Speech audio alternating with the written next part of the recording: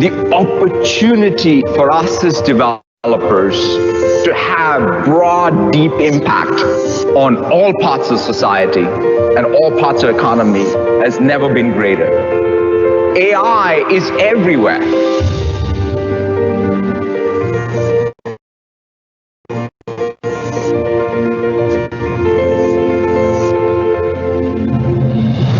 A new world that is going to be made of an intelligent cloud and an intelligent edge. It's about celebrating what you can do with that technology to have broad impact. It's about empowering every developer.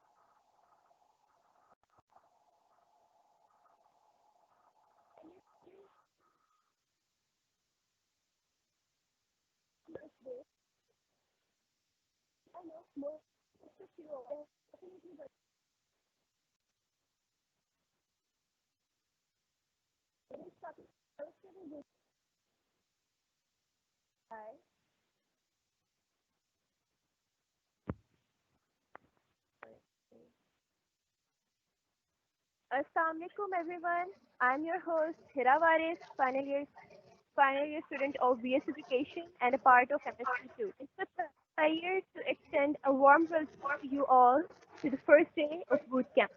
I know most of you all will be definitely wondering what bootcamp really is. Okay, then let's elucidate it for you. It is Pakistan's first ever bootcamp Azure CC hosted by Microsoft Learn Student Ambassadors Community University of Lahore. Before I call our guest speakers, I would like to give a short intro of what a bootcamp actually is and its importance. A bootcamp is basically a training program that is held for the purpose of closing the bridge between information and its hands-on experience and training skills that the employees look for. To be more clear with an example of cloud computing, if you possess knowledge about cloud computing but lack in technical skills and hand-on experience, a bootcamp will close that bridge. Now, if we talk about our bootcamp, the reason of teaching cloud computing is that, as you all know, cloud computing architects and engineers our own almost companies. Our purpose of this bootcamp is to teach students how to use and experience cloud service. So this was a short introduction to our bootcamp, and now let's talk about our guest speakers. We have four guest speakers with us today: Mr. Pantelis Apostolidis, Mr. Zahid Khan, Mr. and Mr. So start with the first guest speaker, Mr. Pantelis Apostolidis. He is a senior cloud solution architect professional at Office Line SA and a recognized Microsoft Azure MVP. For the last 15 years, Pantelis has been involved to major cloud projects in Greece and abroad. Has developed and deployed cloud technologies driving business. He graduated with honors from the Technological Educational Institute with a degree in tourism management, and he holds a diploma in computer network engineering. He is then entitled to a lot of Microsoft editions, demonstrating his proven experience in delivering high quality solutions. He is an author, a spokesperson for conferences, workshops, and webinars. He is also an active member of several communities as a moderator in azureheads.gr and autoexit.gr. So I would like to call Mr. Pantelis to come and share his knowledge with us. Hello. Thank you very much for inviting me to this bootcamp. Can you hear me okay? Yes, yeah. Okay. As I was saying, thank you very much for inviting me to this bootcamp, and congratulations for this event. I'm Pantelis Apostolidis from Greece. Today we will talk about Microsoft Global Network. We will talk about what is Azure Front Door and how easily you can use it to deploy your applications with high availability and delivered all over the world. We see some major features of the front door. We will make a walk through the Azure front door to see actually how easily it is to configure it and what it does. And at the end, we will see about what Azure delivery service you can use based on what you want to do. I'm Pantelis Apostolidis. I'm from Greece. I'm a senior cloud solution architect in Office Line, a Greek company. I'm a Microsoft Azure MVP, title from Microsoft the last 3 years. I'm holding some Microsoft certification, Microsoft Azure and Office 365. You can find a lot of my work in my blog. My personal blog is e/apostolidis.gr. My mail is also pantelis@apostolidis.gr. You can ask me everything you want about Microsoft Azure. And I tweet a lot at Apostolidis.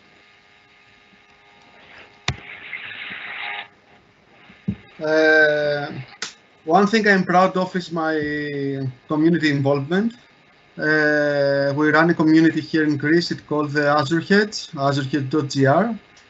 We are the community that runs the Global Azure Bootcamp that runs every year all over the world. And we are doing a lot of meetups. We're trying to have 1 meetups per month. If you are not in a community, join a community. You will learn a lot. Now, what is Microsoft Azure Global Network? Microsoft Azure that belongs to the global network has 58 regions and it keeps growing. Every region has at least 2 data centers and more. With independent power and network connectivity, and all the regions are connected with more than 130,000 miles of fiber. They provide extremely low latency.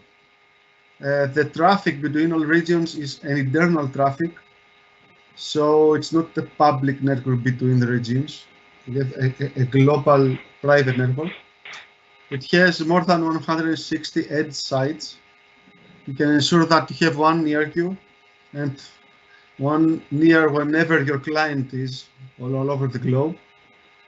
This is the same network that Microsoft uses for Bing and Xbox and more services.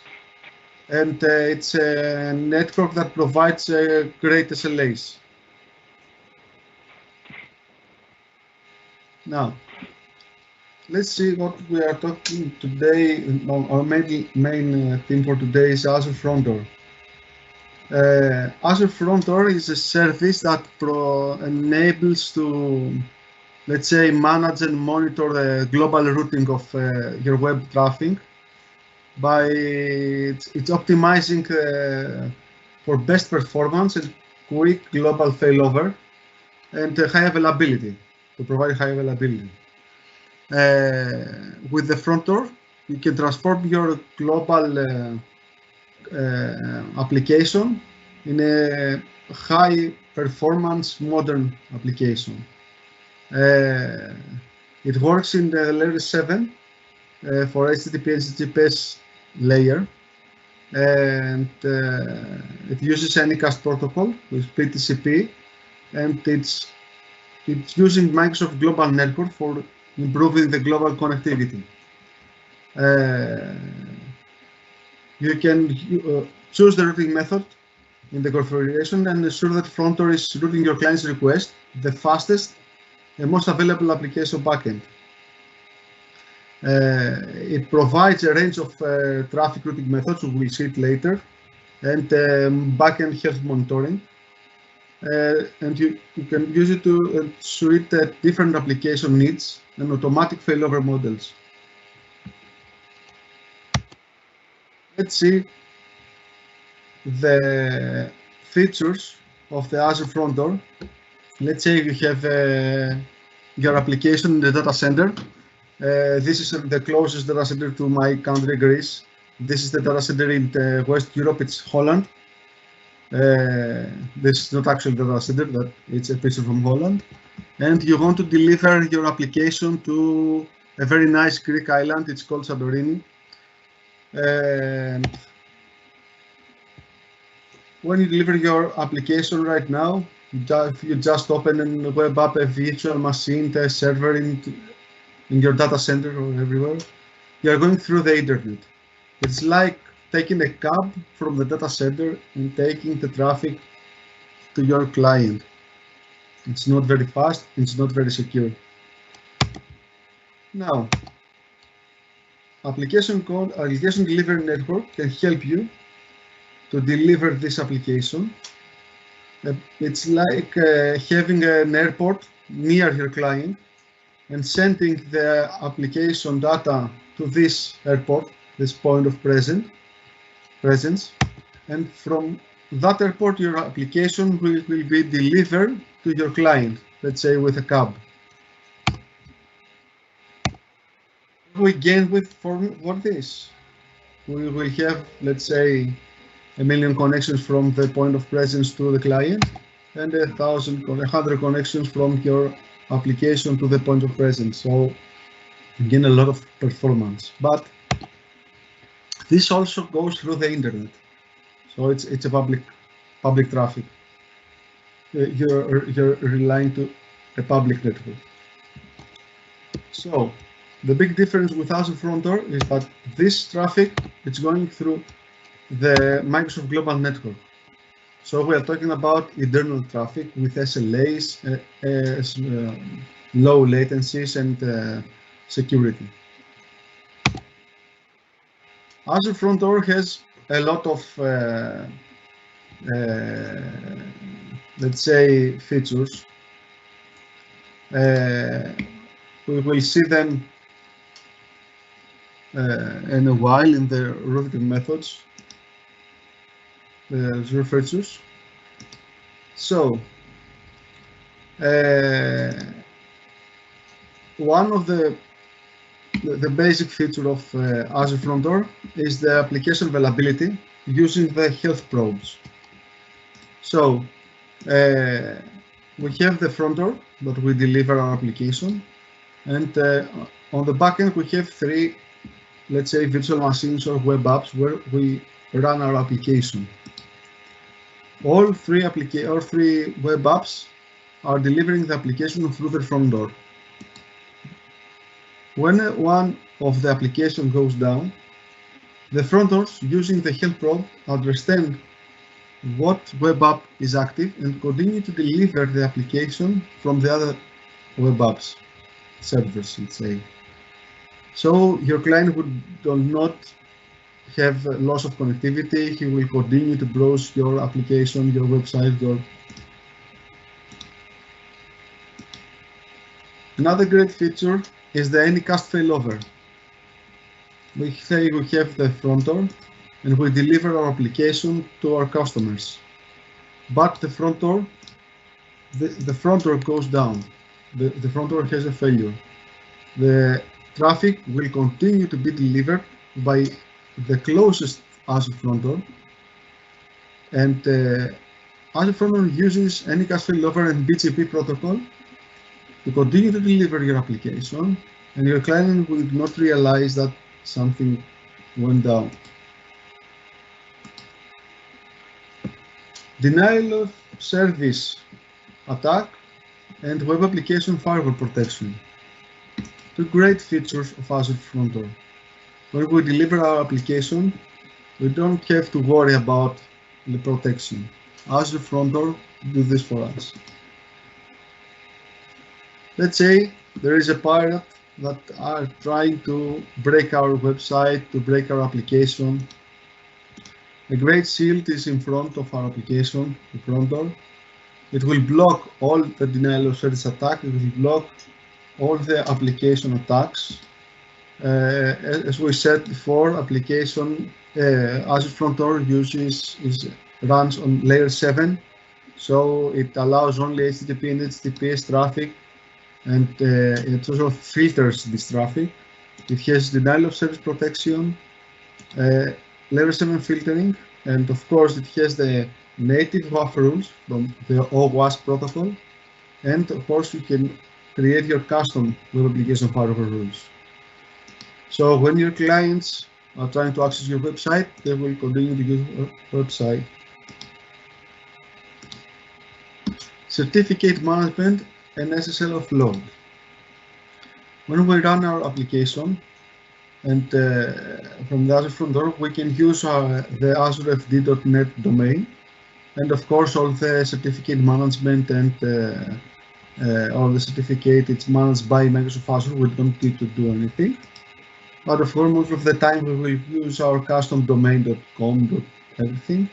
And Azure front door manages the certificate for us by using the Azure Key Vault, a service that we can upload our certificates into our management. For the SSL offload part, we can use our web servers just for our application in HTTP protocol without loading our CPU and memory with encryption, decryption requests.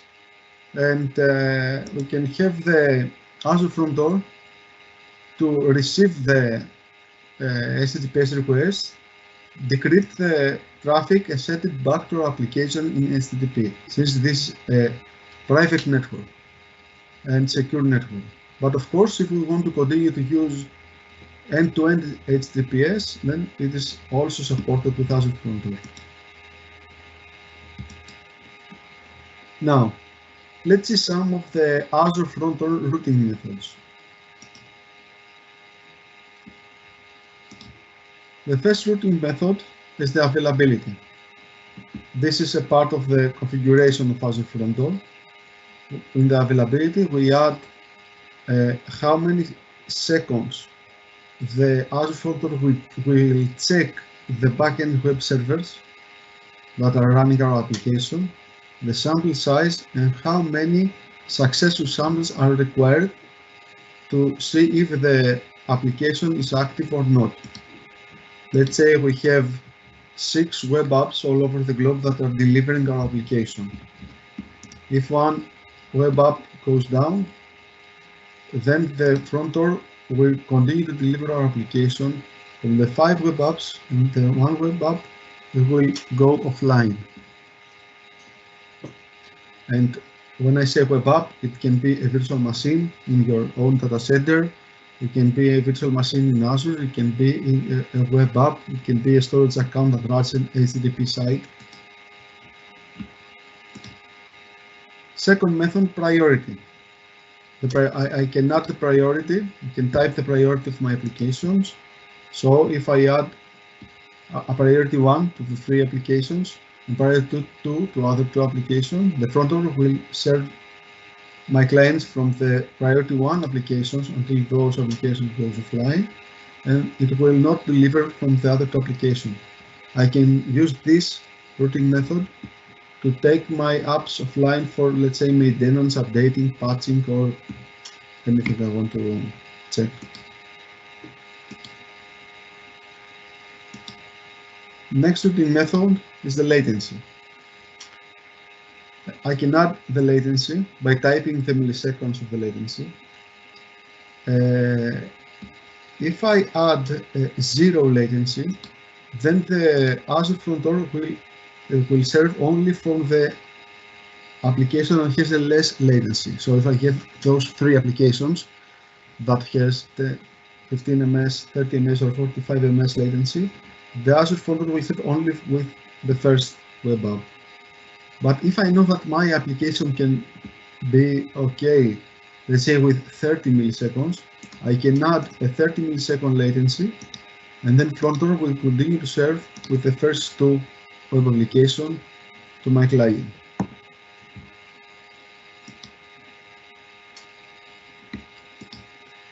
Next routing method is the width. Also, I can type the width and to my application, to my web apps. And so if I add 70 and 30, the 70% of the connections will go to the first web app, the 30% of the application requests will go to the second one. Now, let's take a walk to the Azure front door. This is a typical scenario. This is from the Azure portal, where I have 2 web applications, one on the North Europe and on the West Europe. I'm in Greece, so my closest servers are in Europe. And I have an Azure front door and an Azure front door web application firewall policy. We will see them in the next steps. This is the first screen I see when I click on the Azure front door, when I create the Azure front door. It has the front door designer and the web application firewall buttons. This is the only buttons that matters for me for the Azure front door. When I click the front door designer, it has 3 main blades. The front-end hosts, which is the name of my application, the public name of my application. The backend pools, let's say this is my app, my web apps, my virtual machines that are running my application, and the routing rules that connects the front-end host with the backend host with the rules that I want. Now, clicking the front-end host, I can see the host name. I can add session affinity. At the host name, it can be the Azure front door host name, but you can add your own custom name, let's say myapplication.com. The session affinity is what we call the sticky sessions. If you want a specific user session to go to the same applications. To enable or disable the web application firewall and add a custom web application firewall policy. We will see the policy later. On the second button, the backend pools, I can add the web applications. I can add the path for the health probes. The health probe is used for the availability. So if I know that the web page index.html or ASP or PHP or whatever is your main web page, if I know that if this page is up and running in HTTPS protocol, and then my site is for sure my application is working, I can add this. So it will do a layer 7 check. It doesn't just check if the network card is up or the server is up. It checks if the application is up. The load balancing to see that all the web applications, the backend, are alive to continue to deliver the applications. And if I go to add a backend host, you will see that I can add an app service, it's an Azure Web App, a cloud service, a storage, or a custom host. On the custom host, I can add a host in, let's say, in my own data center. I can add the public name of the host or the public IP. And of course, on the settings of the backend host, I can add a host header. Let's say if I add a public IP for my virtual machine that's running into the custom data center, then I can add a host header that will use for the request. The HTTP and HTTP port that I'm using, the priority and wait that we talked before, and of course I can enable or disable any host. Let's say I can disable it for reasons like patching, updating, or testing something. The third button is the routing rules.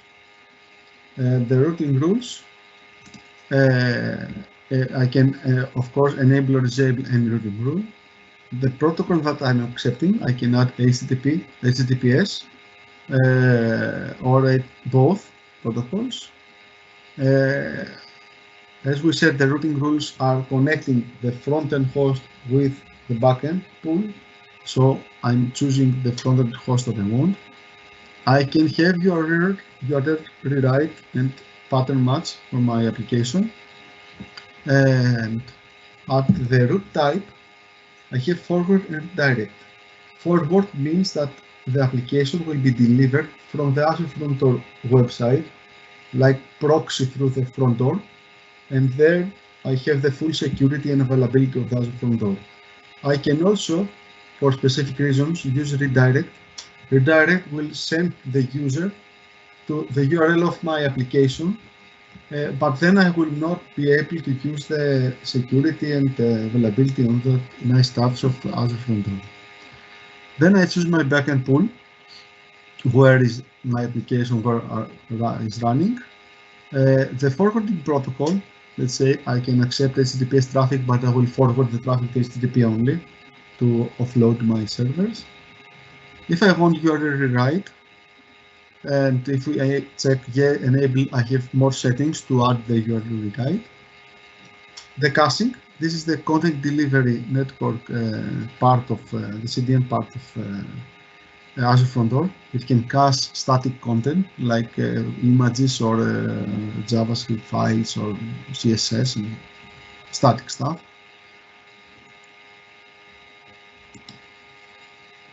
Now, how I can lock my application behind Azure front door.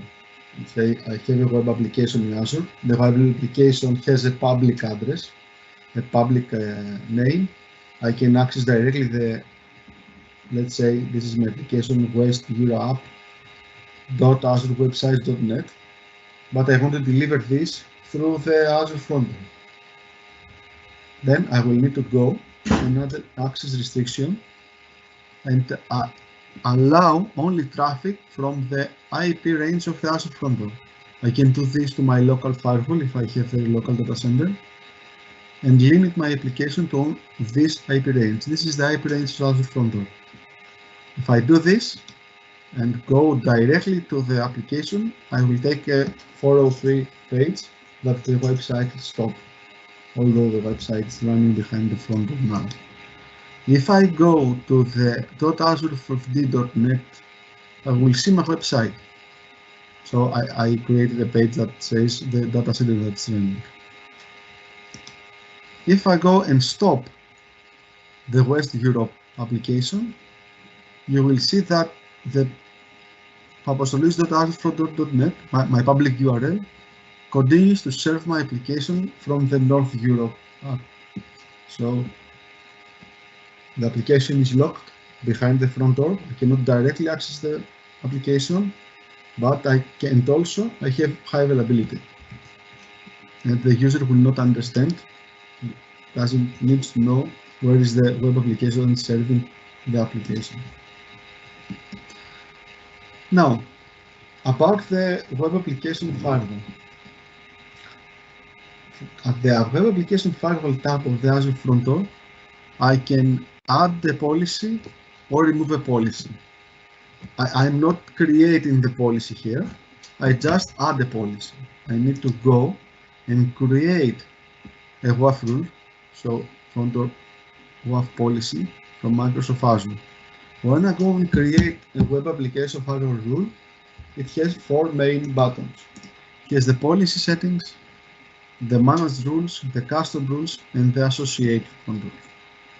The policy settings is where I said that if it's in prevention or detection mode. In prevention mode, the web application firewall in front of the front door will prevent any access that must be blocked. In detection mode, it will just log the traffic. So let's say something like learning mode. You can add the web application firewall in detection mode, see the logs, and fine-tune the firewall. A redirection URL if I don't want to display a custom the page that says that you are not allowed. You can add a custom web page. At the block response status code, I can change the status, and also I can change the response body. At the manage rule button, you will see the standard rules of Azure front door, Azure Web Application Firewall. They are the rules are defined in the OWASP rules. You can find them. It's public available, all the rules, and you can select all the OWASP categories that you want to block. So here I just enabled the default rule set of OWASP, and I tried to test a typical SQL injection to my website. So this is the URL, I hit it, and I took the nice try page that as I defined here at the block response button. So I checked that the web application firewall is working in front of my application. At the custom rules button, you can add a specific rule that you want. What I did here, I created a rule. The rule can be exact matches as we will see here, or the rate limit. Let's say that our application can serve 100 requests per second. So if it go above this, I can drop the connection from the front door, so I will not break my website. The priority of the rules. And for the rule, I added geolocation. So I said, if the request is coming from Greece, then deny the traffic. So when I associated the rule to the website, I just tried to open the website, and since I'm in Greece, I'm blocked. Here is a diagram about how the Azure front door works. When a user tries to access the website, the access is denied because I have access restrictions that I allow traffic only from the Azure front door. When the user tries to do a malicious attack to the Azure front door, it is blocked by the web application firewall rules. And only if I have a normal request, it will be served by the two web applications. This is the logging part of the Azure front door. The Azure front door logging can be streamed to an event hub and take the logs to my custom scene. They can be archived to a storage account to save them for the research, and I can send it to the log analytics. It's a service, a Microsoft Azure service that allows me to query and search for logs. So in order to search the logs of my front door, I can have this query, an Azure diagnostic query about front doors, and I can check the file where the web application firewall of the front door about block actions. If I search this query, I will see that it have a lot of block actions because, let's say, I'm testing or someone is attacking my site. This is the SQL rejection attacks and XSS attacks.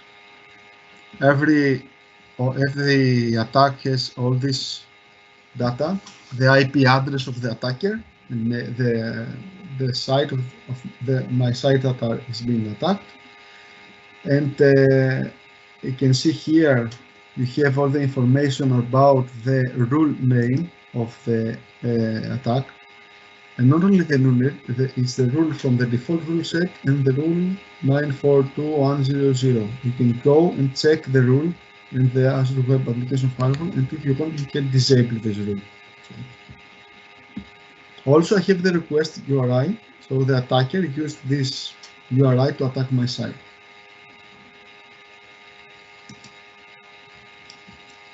Now, about the Azure Front Door pricing. The Azure Front Door doesn't have any upfront cost, no termination fees. You pay only what you need. So you can create a front door, start paying from the time that you created it, and stop paying the time you stop using it. I have created two typical scenarios to understand somehow the cost of front door. So if I have for a month 10 gigabytes of traffic for input and 10 gigabytes for output, I have one routing rule and one WAF policy, a managed WAF policy, and a WASP, a custom rule like I did before, and I'm paying about 43 euros per month. Now, if I have, let's say, 10 times this, 100 gigabyte traffic and 5 rules and 5 policies and 3 custom WAF rules, then I'm paying about 150 euros per month.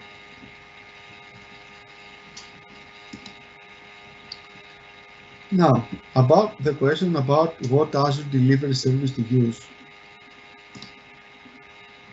I have created this table that helps me and my clients to understand about the Azure delivery services and when to use every service. This table is for columns, is the global, original, and HTTP traffic, let's say layer 7 traffic, or all protocols. The difference is that the HTTP traffic, HTTPS traffic layer 7, it costs more because it has layer 7 filtering and have a web application firewall. The DNS-based just routes the traffic. Now, if I want a global delivery service, and I want HTTPS traffic with all the features that we said before, then I need to use the Azure front door. If I want a regional service, let's say just one data center, let's say the West Europe, the West US, or just one data center to serve my application, and I want layer 7 filtering and certificates and web application firewall, I can use the application gateway. If I want to have a global but DNS based, because I don't want only HTTP traffic, I want to route my SMP traffic or something else, then I am using Traffic Manager. Traffic Manager doesn't have layer 7, it's layer 3. Doesn't have filtering or web application firewall, but it has load balancing capabilities and a health probe to understand from where to serve the application, the service. And if I want to go regional, I'm using a standard load balancer. Its load balancer is layer 3. It routes the traffic between 2 or 3 services, let's say, in all ports, all protocols. And traffic balancer, load balancer is almost free. You are paying just for the traffic. Front door and application gateway has a cost per month.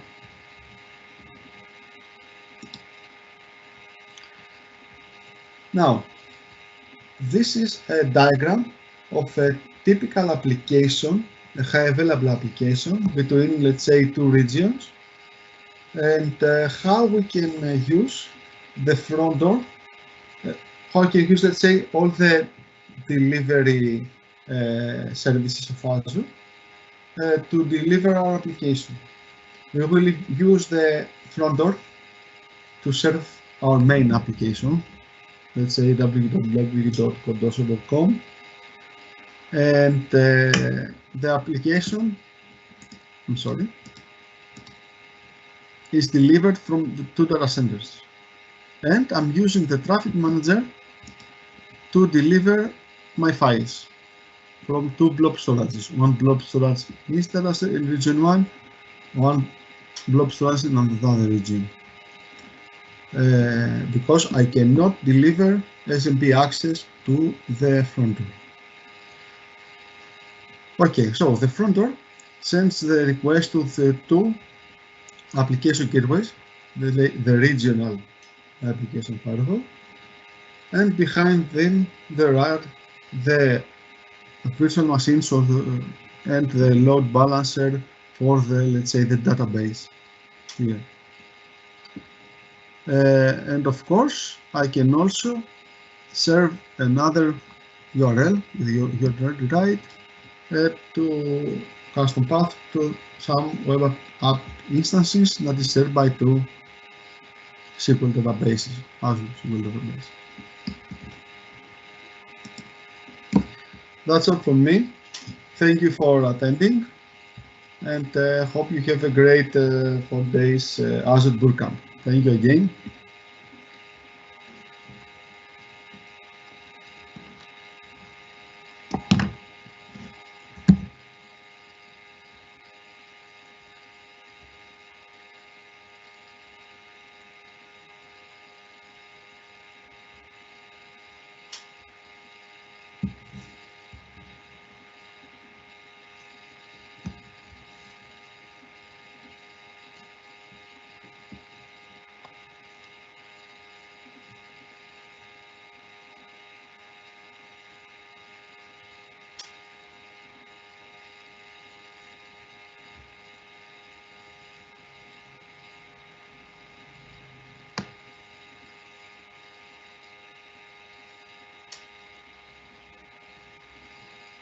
I'm waiting for some questions. Let me check the questions here.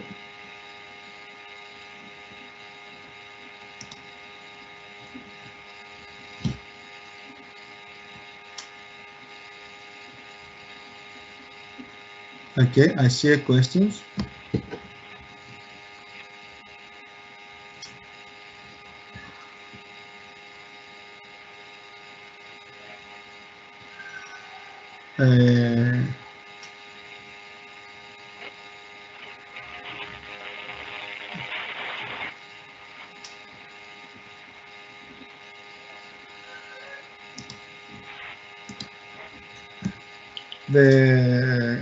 I can tell the question here is in case of Azure front door failure, if there is any downtime which a user can be experienced when the traffic goes to another front door service in another region,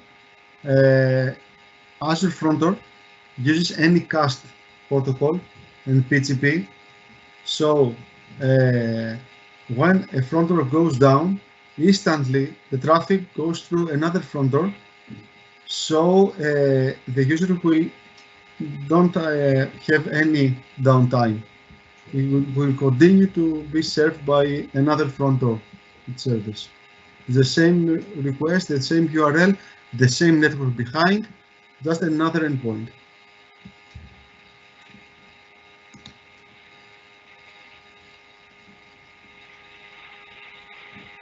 I think this is the only question about front door.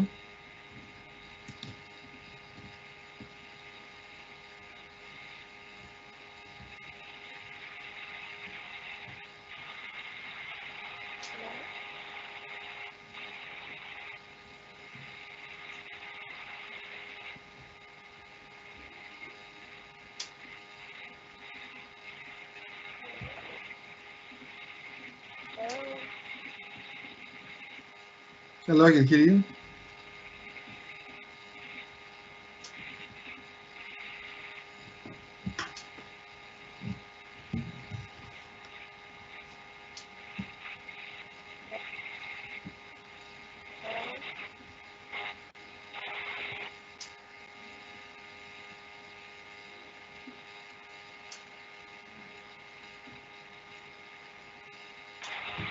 Hello?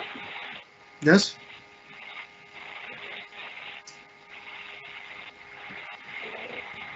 Yes, Hira, you are audible.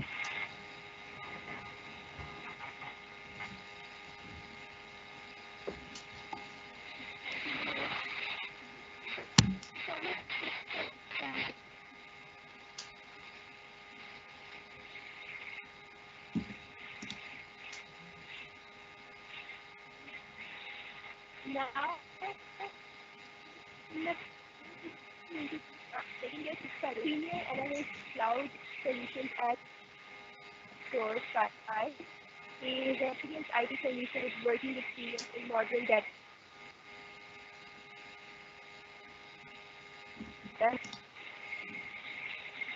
Hello, am I audible?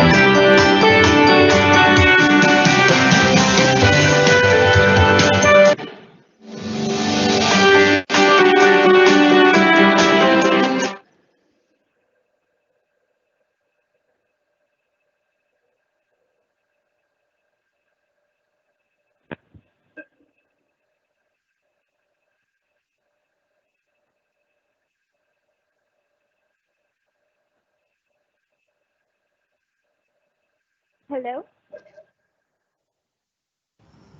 Hello, Yes, am I Hira, audible? you are audible. You are audible. ठीक है.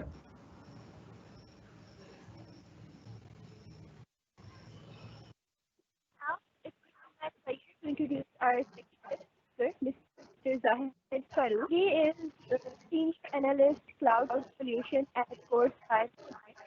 He is an experienced IT solution expert with working experience in modern data entry and modern data centers with integrating cloud computing, visualization, and administration, and hands-on experience into Microsoft Azure, AWS, Windows, and internet working device, Hyperflex, Nexus, and Appliance. Sahid, please come and share your knowledge with us.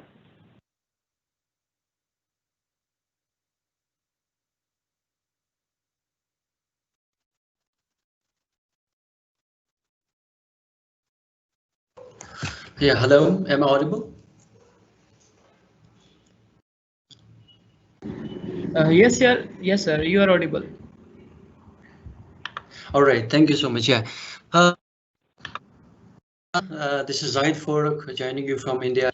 So thank you so much for the brief introduction. And yeah, so I will say something about me first of all. I have 5 years of experience, and I have mainly worked on the Cisco products and Microsoft products as well. And I have previously worked on the in Microsoft itself. I was in Azure CXP team as a cloud solution engineer. I must say, so let's keep it short. So here we are going to discuss something about the topic which I would like to discuss is about Azure App Services. So I'm going to share my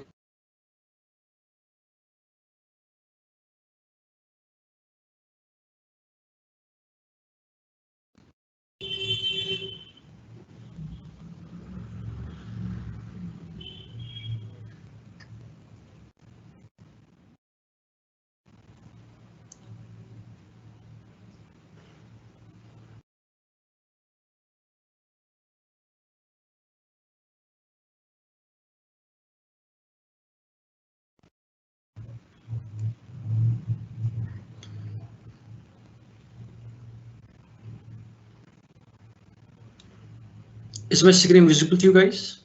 Are you able to see? Because I'm facing some issue, internet issue here. Yes, sir. Yes.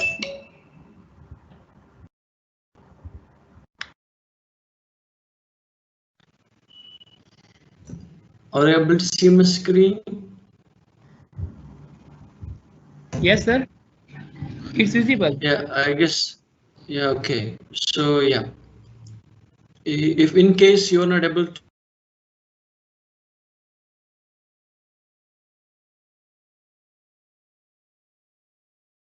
so let me know if there's any issue.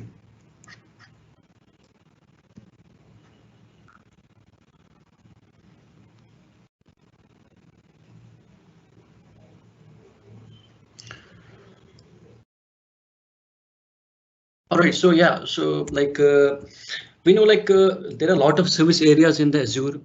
Coming to the basic function of Azure is hosting the infrastructure, right? It can be a VM, it can be a database, it can be a website, it can be a small instances a module. All right, so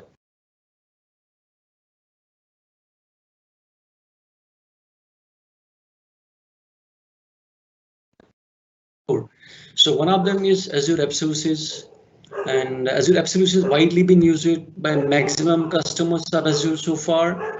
And so if you look,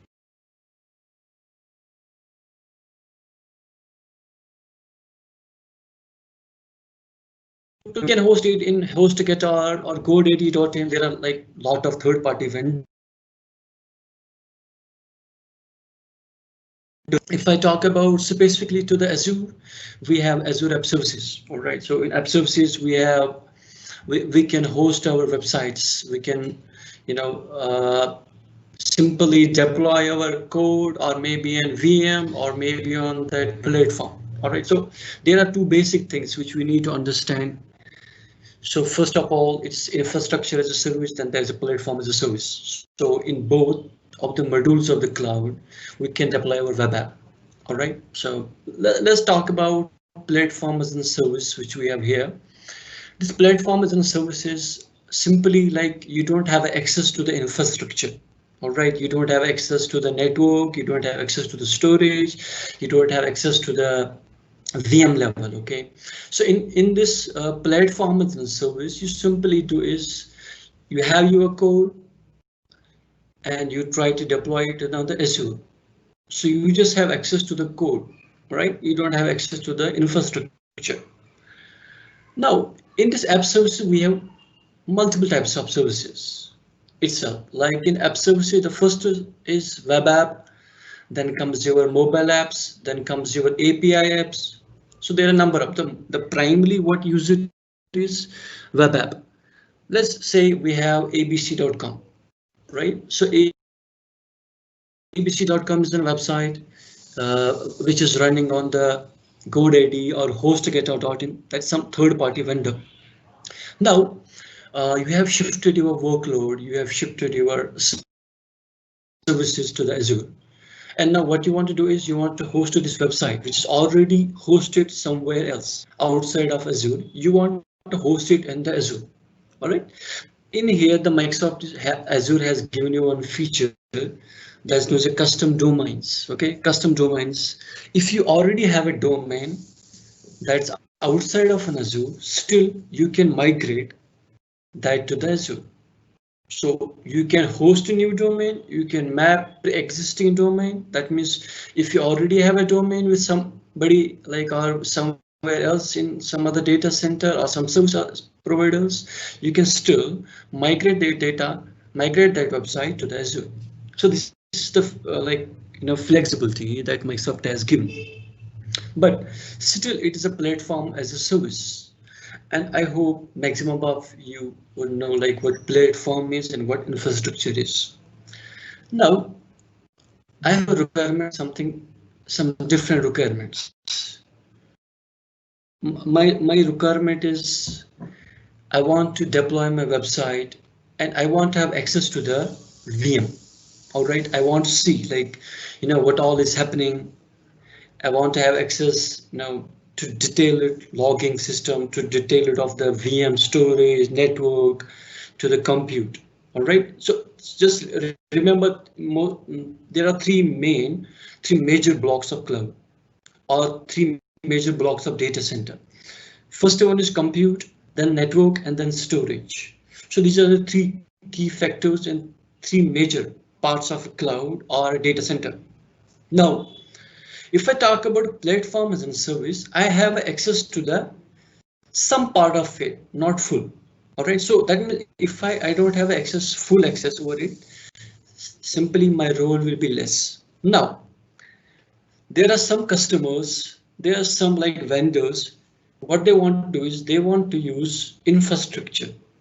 All right, like a lot of people might be knowing about Visual Studios, might be knowing about IIS, Internet Information Service, right?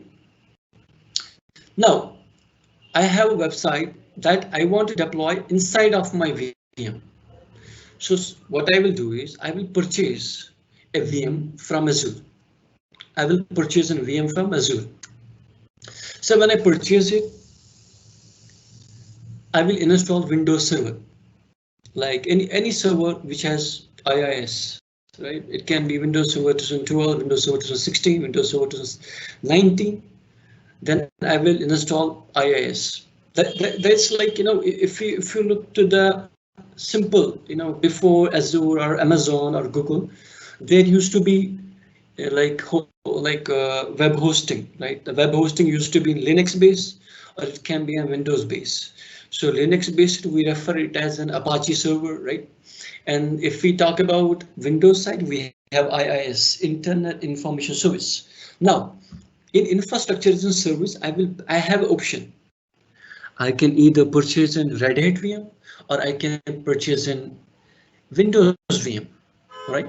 Now, take an example. I have purchased a Windows VM in this, and I have installed infrastructure as a service, IIS. Then what I will do is Internet Information Service, once it is installed, inside of that, I will host my website. So inside of this VM, the VM which I have, inside of this I'm hosting a website and a web app. All right, so this is the difference, right? This platform is a service-based web app services-based web app. I'm hosting inside of a platform, but here I am hosting infrastructure-wise. Okay, I have a more access here. All right, I have a more access because I'm hosting in my own VM, but in this platform as a service is also hosted in a VM, but the Microsoft VM. I don't have access to the VM, but here I have access to the VM. Right, so these are the like 4 major components of an app services. We have web apps, we have mobile apps, we have logic apps, and we have API apps. All right, so 2 major, web app and mobile app. So web app is again the same thing. Like I have abc.com, I have contigo.com. So that can be an like web based. I have website, a desktop website, but here there are like there's a slight difference here. Like there are like generally like if we talk about modern days website which are built for mobile phones are known as apps. Okay, mobile apps. So we have more precise features and we have more graphical overviews and we have like customized. Every mobile device will have a different display size. They have a different functions, storage, a lot of things, cookies, and a lot of other things.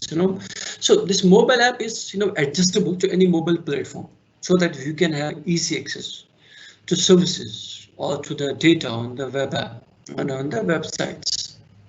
All right, so other than this, there are logic apps, then there are API, like we have, these are the interfaces kind of thing, which we use to provide access. See, like if we talk about Instagram, if we talk about Facebook, if we talk about WhatsApp, so all these have an APIs. All right, so the APIs are used for if I want an interaction between multiple web apps or multiple sites, multiple domains. So I will call upon APIs. Okay. So now if we talk about this logic, so logic is, if we talk about layman is different. What logic means is I should have a kind of way, a path, a kind of process to work, right? So logic apps are nothing but an automate. These are like automated scripted bases that work on software side. Okay, software as in service side that used to deploy or maybe a code or maybe like the common example of this logic app is if any one of you might have worked on the automation, like we have Chef, we have Puppet, we have Jenkins. So these are the automated processes, right? So we try to automate our company code, companies, policies, and all these deployed policies that they are deployed with the help of logic apps. So these help us in automating the process. All right, so these are again the same things, like for what purpose we use e-commerce, we can use digital global presence, custom apps, LOB, APIs. If we look at this presentation, this seems to be like very normal, but like let me give you an overview, like what all services we have and what we can do if tomorrow we get a job in Azure and maybe in Microsoft or maybe in some other company which is using Azure. Now, if you are an web admin there, if you are an administrator there, what would be your day-to-day work, right? See, if we deploy a web app, if every companies have a like say 10, 12 websites or maybe 100 websites, all right? Now, if I deploy all the 100 web apps or websites to Azure, it will not take me much time, right? It will take me just maybe a day or 2 or 3 or maybe a week time. But then why would a company hire me? If it will take 7 days of time, then what's my job role? And most of the process in the deploying the web apps or like configuration is automated, right? Now, what's my job role? What I have to do? rest of the time. Now, the things once you configure, once you deploy your web app, after that you need to monitor it. The biggest job role and the biggest time consuming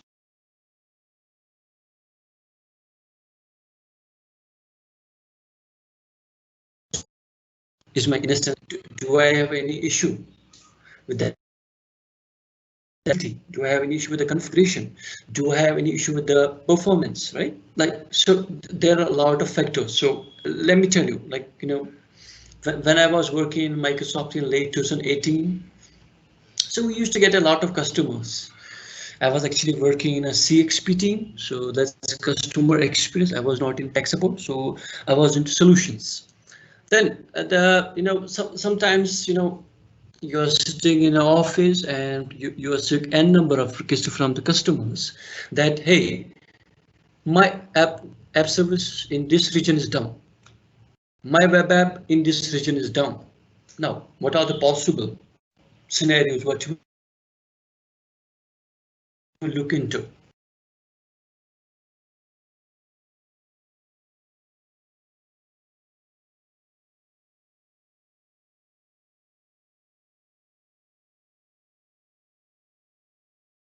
Any high availability, or you don't have kind of kept your web app available in multiple regions. Let's say you had deployed your web app in East US. Okay, you have deployed your web app in East US, but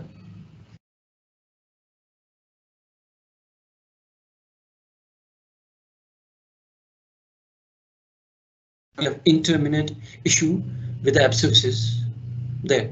So definitely your web app will be showing offline, right? So impact of a data center can create an availability.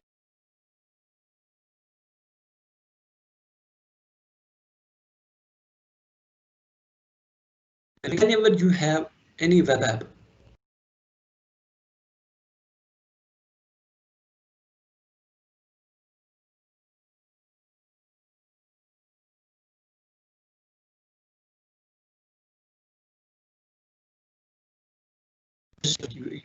am I audible? Yes, sir. You Am are I audible? Yes, sir. All right, so I thought like I lost the connection here. So yeah.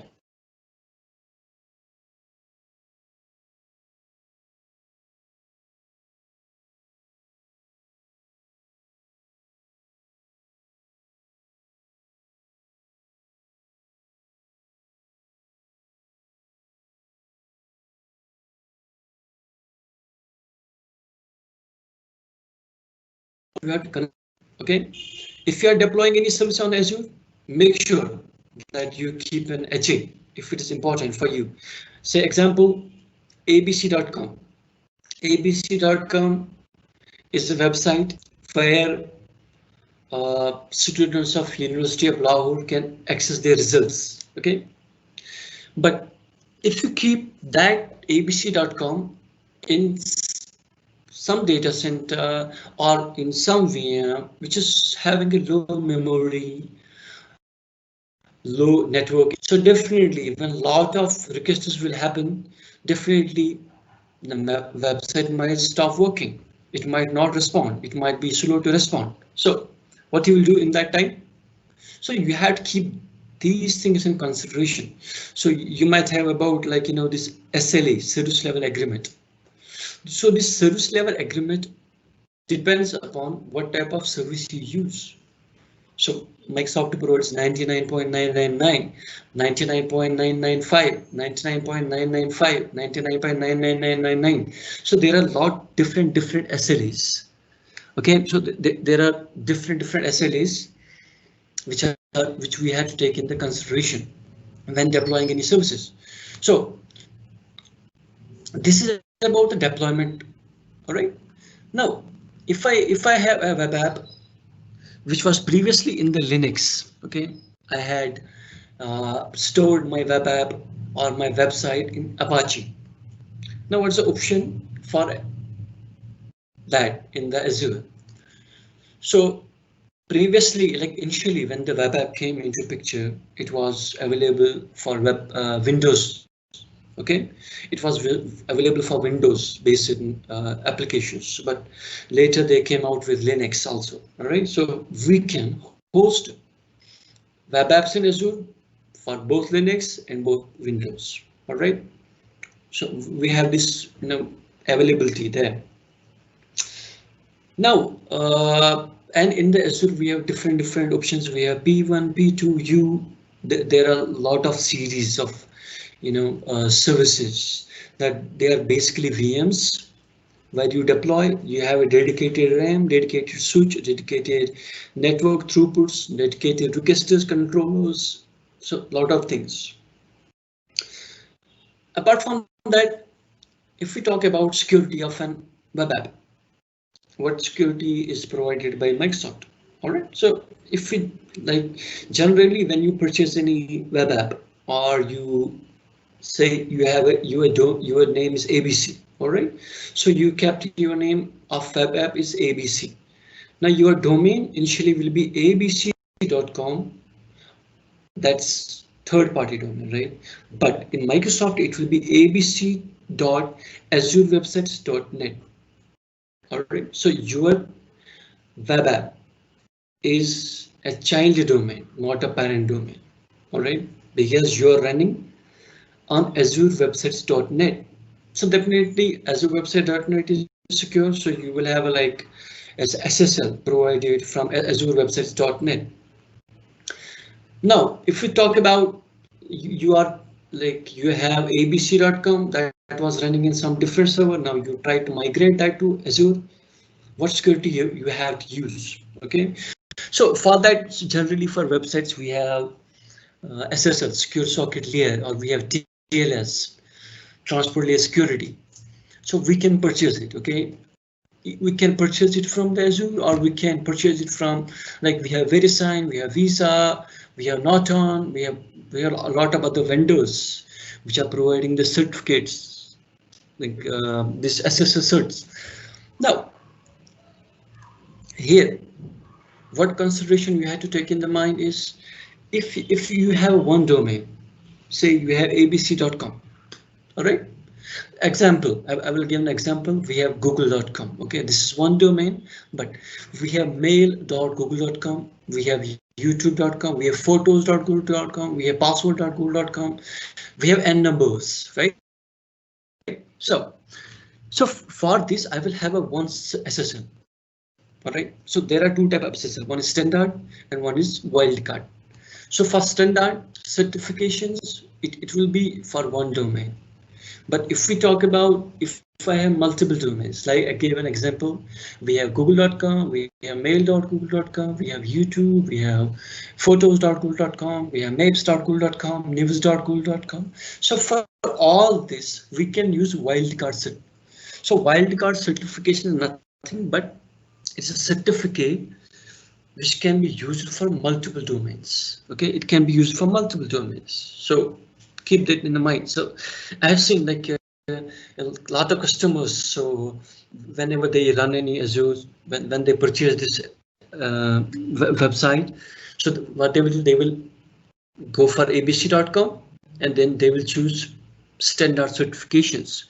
And when they have a requirement of using mail.abc.com or abc.abc.com, so child domain, so they say I can't secure it, I like that, what's the issue and all that, right? So always keep this in mind whenever you are planning. So important part of cloud is planning. Okay, plan accordingly as per your future or as per your present needs. All right. So there are some things like if we today choose a standard certifications, right? I have already purchased it. I can't use in multiple domains. So tomorrow, if I have a requirement of using multiple SSL certification, that time I have to purchase individual separate SSL certification. That could be a problem. That could be cost impact. So maybe my budget is not allowing that. So always keep these things in mind. But But there are some things like, say, today you purchased an app service plan, which has having in like 20 GB storage, 2 GB RAM.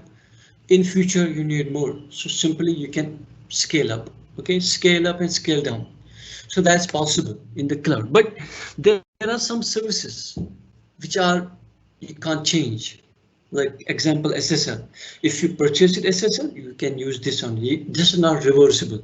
You can't you can't drop an email or you can't call Microsoft customer, okay, hey, I don't want SSL, standard SSL now. I want wildcard. That can't be undone, okay, because you have already purchased it.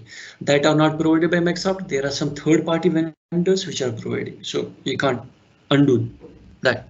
So keep this. So whenever you go for any cloud, may it be an app service, may it be an security, may it be a networking, may it be an storage, always make sure that your plan is precise. All right, your plan, whatever you're planning to do.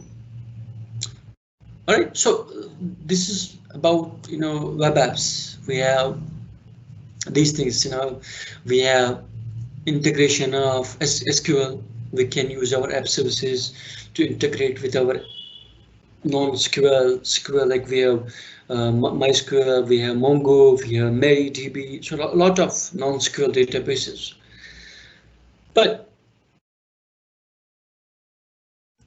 there are like different scenarios, when we talk about app services. Sometimes I might require a database or sometimes I don't. All right, so let's create a scenario here so that you can have clear understanding. I have a customer. His database is running on Amazon. All right. One database is on-premise,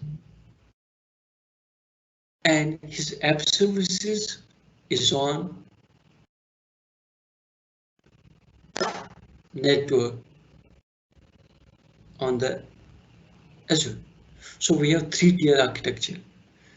So my database is on Amazon, one database is on-premises, my website is running on Azure. So I have 3 different connections now. So do you think, so I guess you would have access to the chat. So you can, if anybody is having any questions here, so they can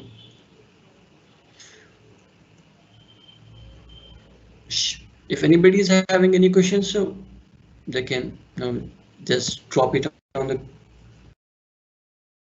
whatever possible way there is. So I have multi-tier architecture.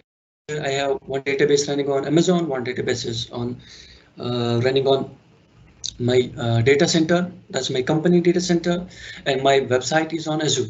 So this scenario is not possible on app services. Remember, okay, if you are using app services, this is not possible, but Azure has to make it possible, right? You can't just deny some features, right? But I'm saying this is not possible on Azure app services, but this is possible if you are hosting a web app inside of VM that I was discussing earlier. We can host in platform and we can host in infrastructure. Now, if I have infrastructure based web app, so definitely I can use like VPN connections, point to site or site to site VPNs, multi-site VPNs, and I can create connections. Then I have to allow firewall rules. So this is possible only the infrastructure side, but there is one more scenario here. There is app services and there is one more other services. That's app services and environment. Okay, there are 2. One is app services and one is app service and environment. App services is simply a platform service. Okay, I don't have more access. I have limited access to the resources. But if I talk about app service and environment is nothing but integration of virtual network. Okay, so I will have a network access to my VM. Say if we let's talk this example. I have data center, okay, in which I have one server, and I have database server, I have VM server. They are all connected with a switch.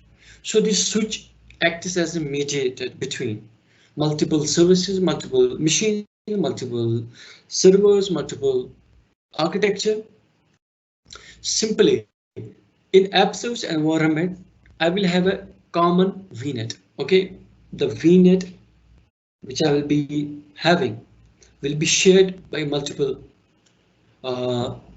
resources. It can be an app, it can be database, it can be an VM. So this is possible. Okay, there are a lot of things, which are achievable. We might think like web app is simply a website, but there is a lot of complication when you look into the architecture side of it. It is not possible. It needs a proper planning. It needs an kind of implementation which should be focused, which should be precise. All right, so then comes one more thing. Like previously it was known as an VSTS, then it came as an Azure DevOps, right? We have dev.azure.in, azure.com.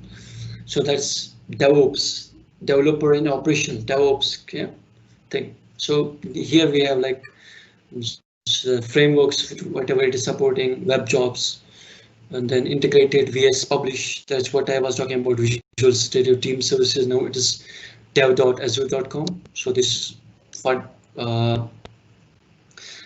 DevOps, okay. Then there's a continuous integration, GitHub, Bitbucket, VSO, auto load balancing system, auto scaling is there. This auto scale is nothing but scale up and scale down.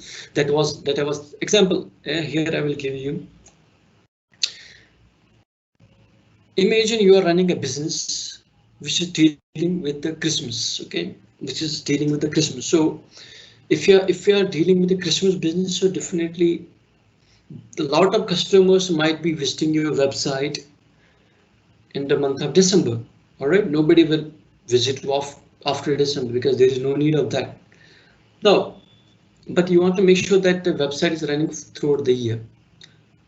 Now, what you will do is for the specific, for the month of December, what you will do is you will choose high-end, maybe 30 GB RAM, 4-core processors, this database, high-end network, high-end storage, high-end processing.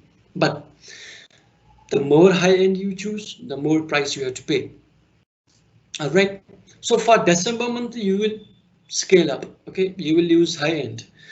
But once the December month is over, the Christmas thing is over, there are very less load on your website. Simply you can scale down. You will use 2 GB of RAM, or maybe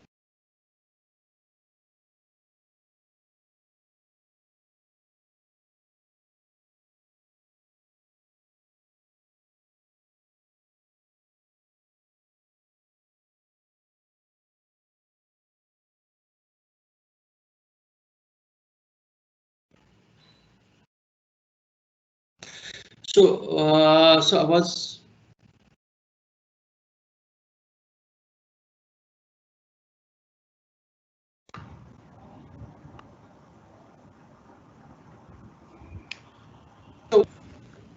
Sir, kindly check your mic. You are not audible. am I audible now? Yes, sir. You are audible now. This auto scale option here. So this auto scale is an option you have to enable. Okay, it is not by default enabled in the web app. But what is the work here? Imagine you have chosen some basic VM for your web app. But since this is a basic web app, definitely it will have a basic storage, it will have a basic network throughputs, it will have a basic compute, basic processor, basic RAM. So now, there are a number of users are accessing. Maybe you have posted something important news, or maybe some important update on your website or on your web app. So there are n number of users beyond the expectations are visiting your web app. Okay, so when n number, when the expected number is increasing more and more and more and more. But if we have not chosen the auto scale option, when the number will go up, so the processing will require more. So it will need a more processing, it will need a more like RAM storage.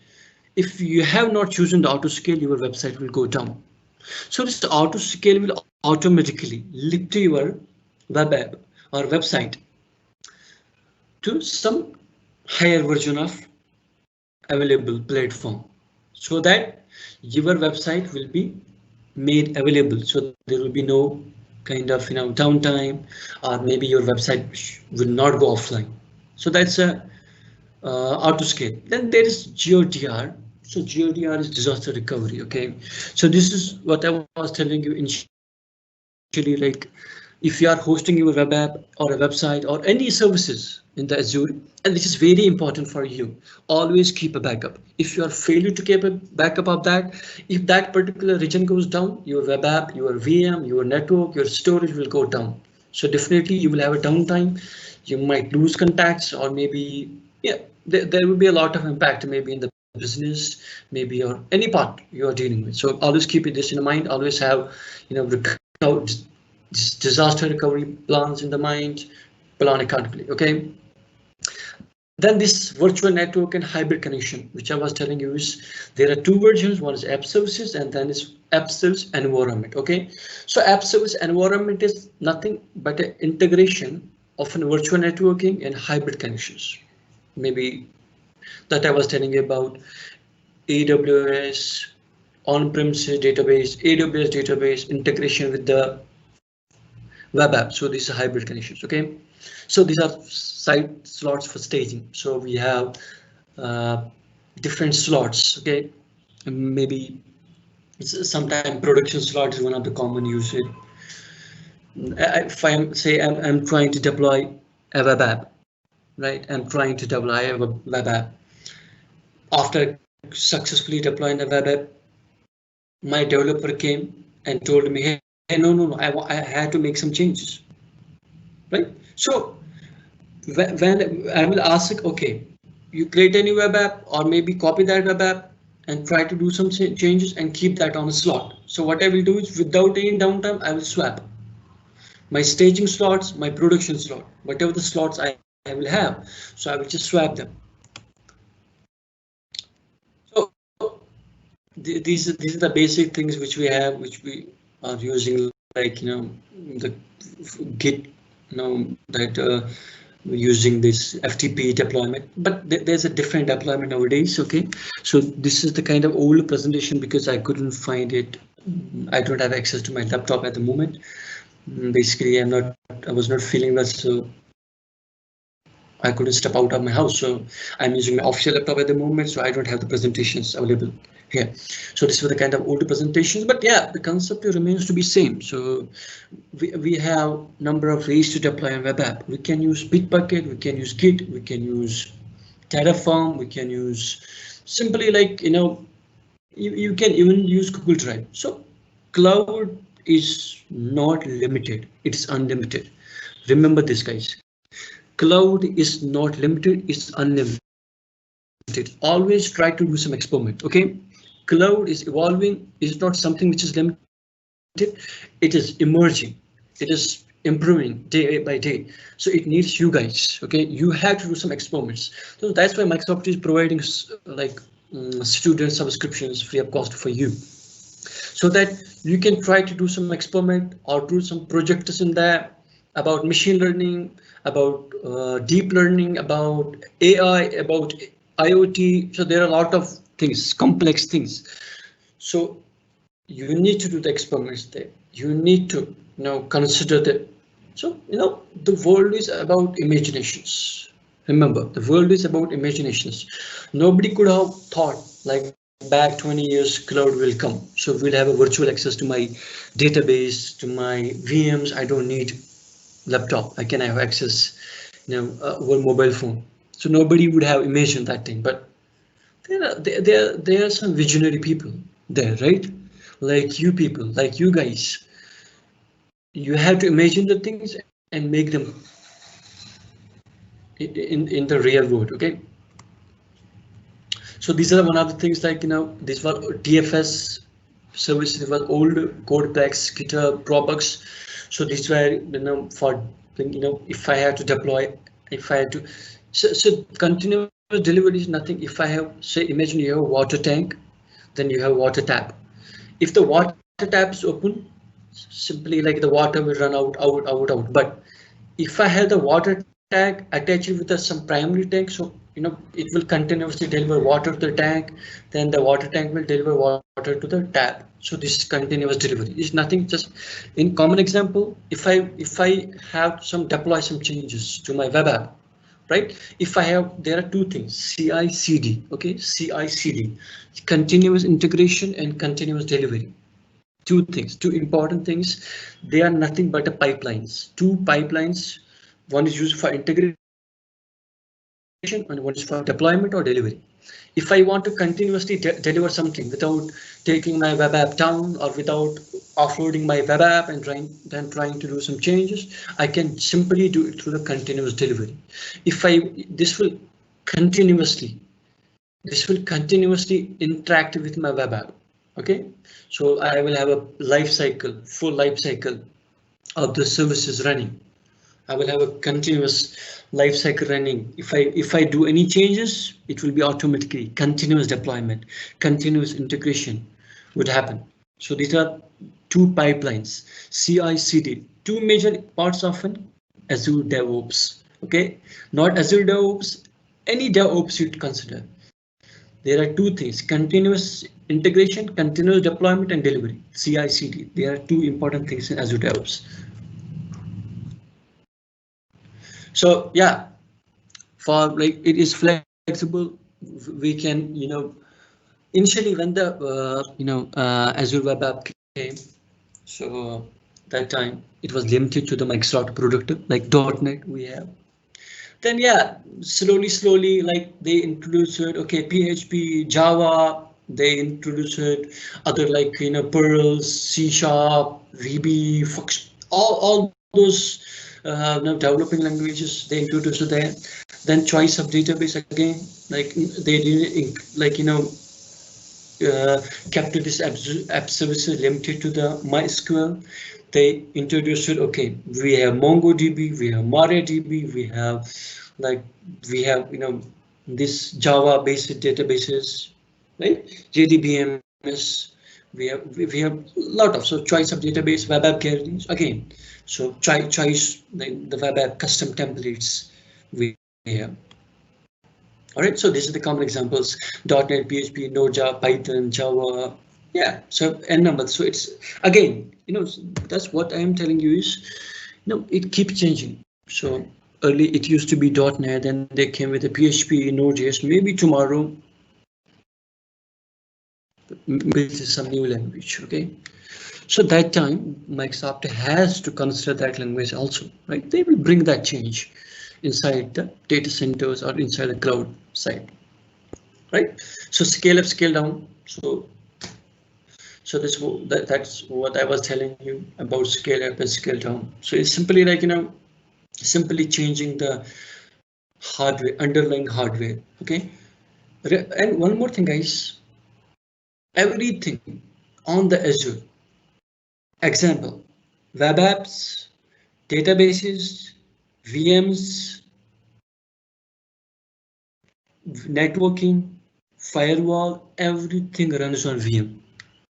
Everything. Okay, everything runs on VM. So that's why when you scale up or scale out, you scale simply, you're changing the underlying hardware. You're changing from one VM to another VM. Every VM will have a specific size of RAM, storage, processing. Now, when you scale up, you are moving to the higher version.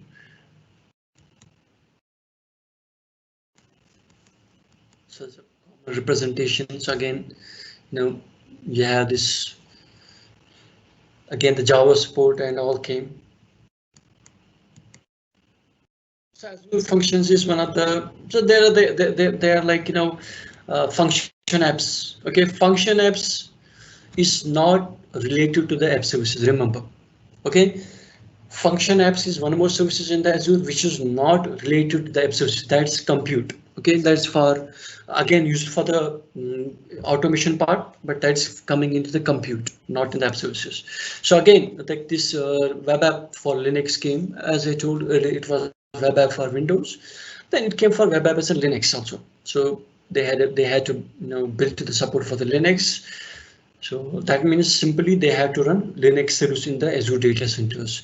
In the Linux Red Hat data centers, they had to use this Apache servers on which the Linux environment based services, again MySQL 3306 ports app services running. So yeah, so these are the things, like by default, if we talk about by default, there are like 2 ports which are running on every website.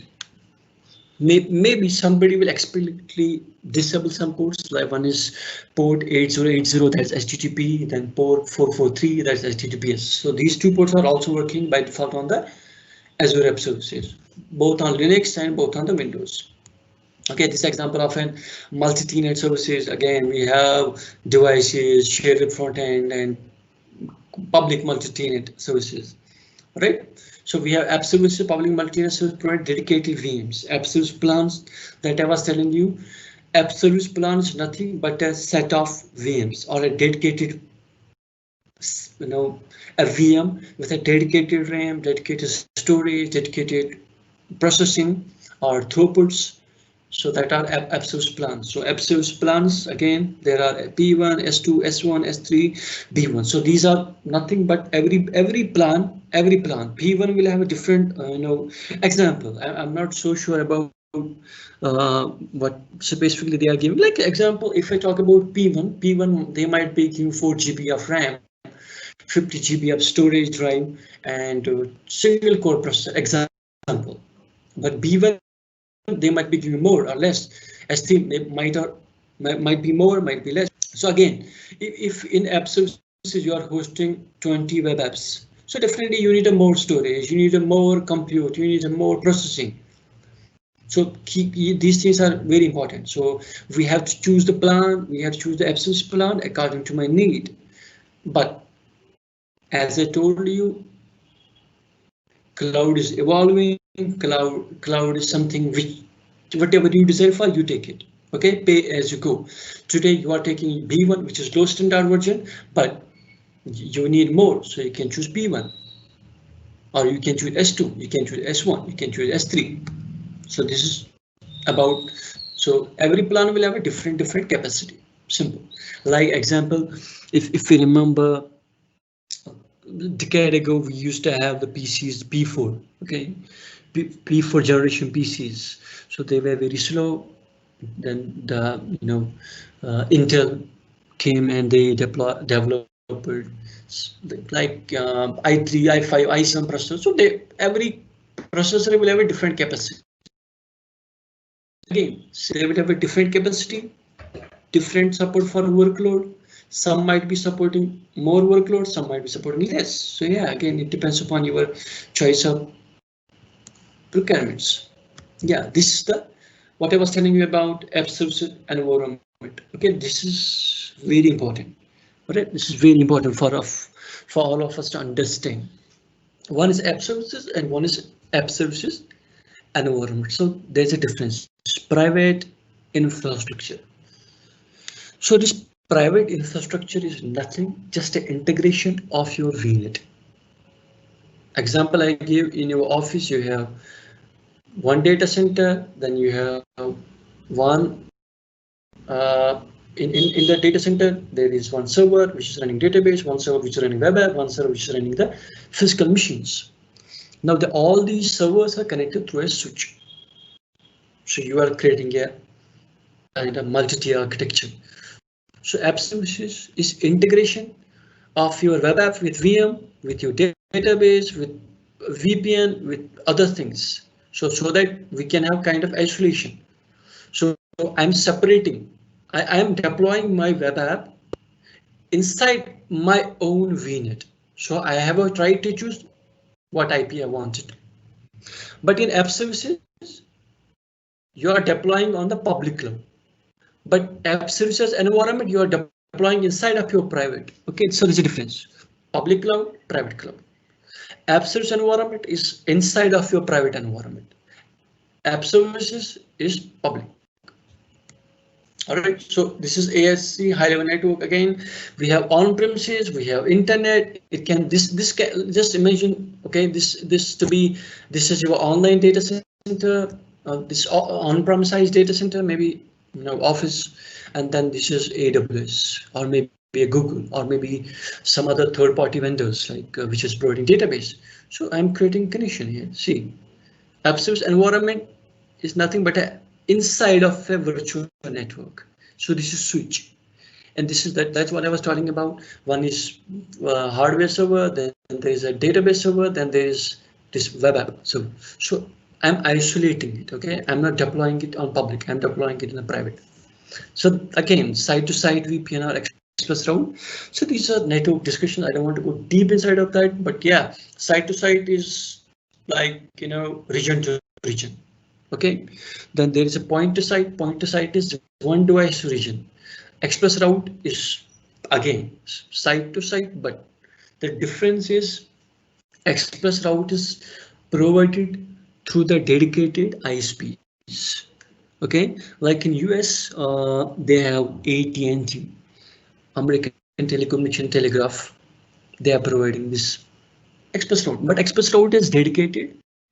It has an like high latency, but it's very costly. Okay, so this will be used for express route will be mostly used for like high-end companies which have good financial service.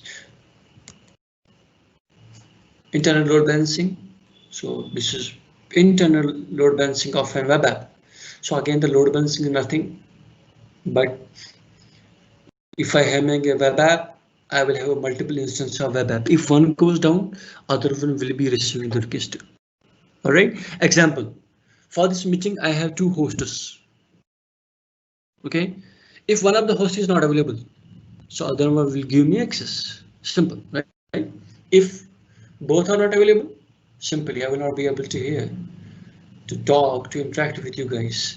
So to make sure this happens, they have to keep an alternative. Like example, I will give you the issue, like what are the idea I was shared with the Junaid. I was not able to log in through, but then he shared the other ID. So I had a backup. So again, here also, if my web app A is not working, if I have a backup, okay, this ILB will only work if you have the backup, if you have the high availability, if you have the your web app in two different regions, or maybe in two different data centers, or maybe two different racks, or maybe in two different VMs. It can be in two different VMs, it can be in two different servers, it can be in two different racks, it can be in two different regions, it can be in two different data centers as well. So it depends upon the available requirements. All right, so internal load balancing will work inside. Okay, there are two. Internal load balancing and there's a global load balancing. Internal load balancing will work inside of my own isolated network. But if I have, say, like if I have one web app running in East US and one web app running in West US, that time ILB will be useless for me, because that time I need a global load balancing. Okay, global load balancing. Cool. So if you guys have any questions, please let me know. So yeah, so the process by VM and configure startup service address server this VM. Keep running like in the next one. Wake-ups. Yeah, if you have like if you purchase a VM, a Linux VM on the Azure, you can simply install this Apache there also and run your web app. Now you might be thinking, okay, for every website there will be an IP. Where from I will get the IP? So when you purchase a VM in the Azure, by default, automatically you will get a public IP. You have to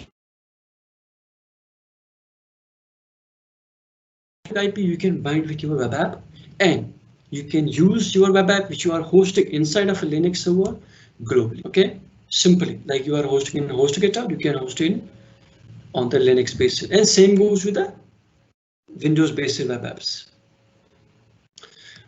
Any more questions you have? If anybody is having any questions, please let me know. Just write down here. I'll be glad to answer.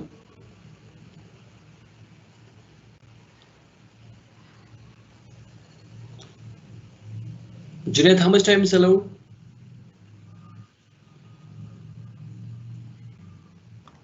Yes, sir. 1 hour maximum. Sorry? 1 hour, sir, maximum. So I guess I'm already done, right? I still have time left because I didn't know when I joined. Okay, Salman. Okay, so thank you very much, Mr. Zaid Farouk. As you know, he's a senior analyst cloud solutions at Cost 5i.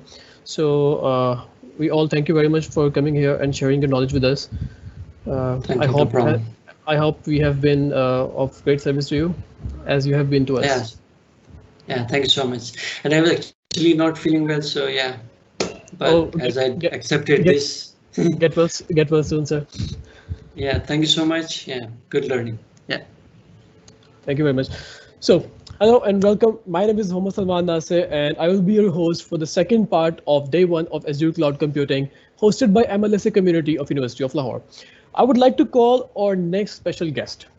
He is an MVP and MCT regional lead at Microsoft. He is Microsoft Azure expert in architecture and design, governance, administration, development, and DevOps, based in Portugal, but working to customer from all around the world. He is an experienced traveler, flying to my customers and for speaking engagements. He has senior experience in Microsoft Azure with a past background in Office 365, SharePoint, SQL Server, and .NET.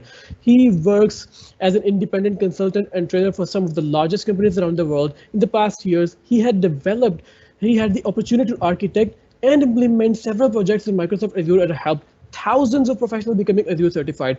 Please welcome Mr. Thiago Costa. Over to you, Mr. Thiago. Thank you very much. That was a very cool introduction. Okay, it's like a big resume, and you were saying stuff, and I was like, I did that. Yes, I did. It's like so much.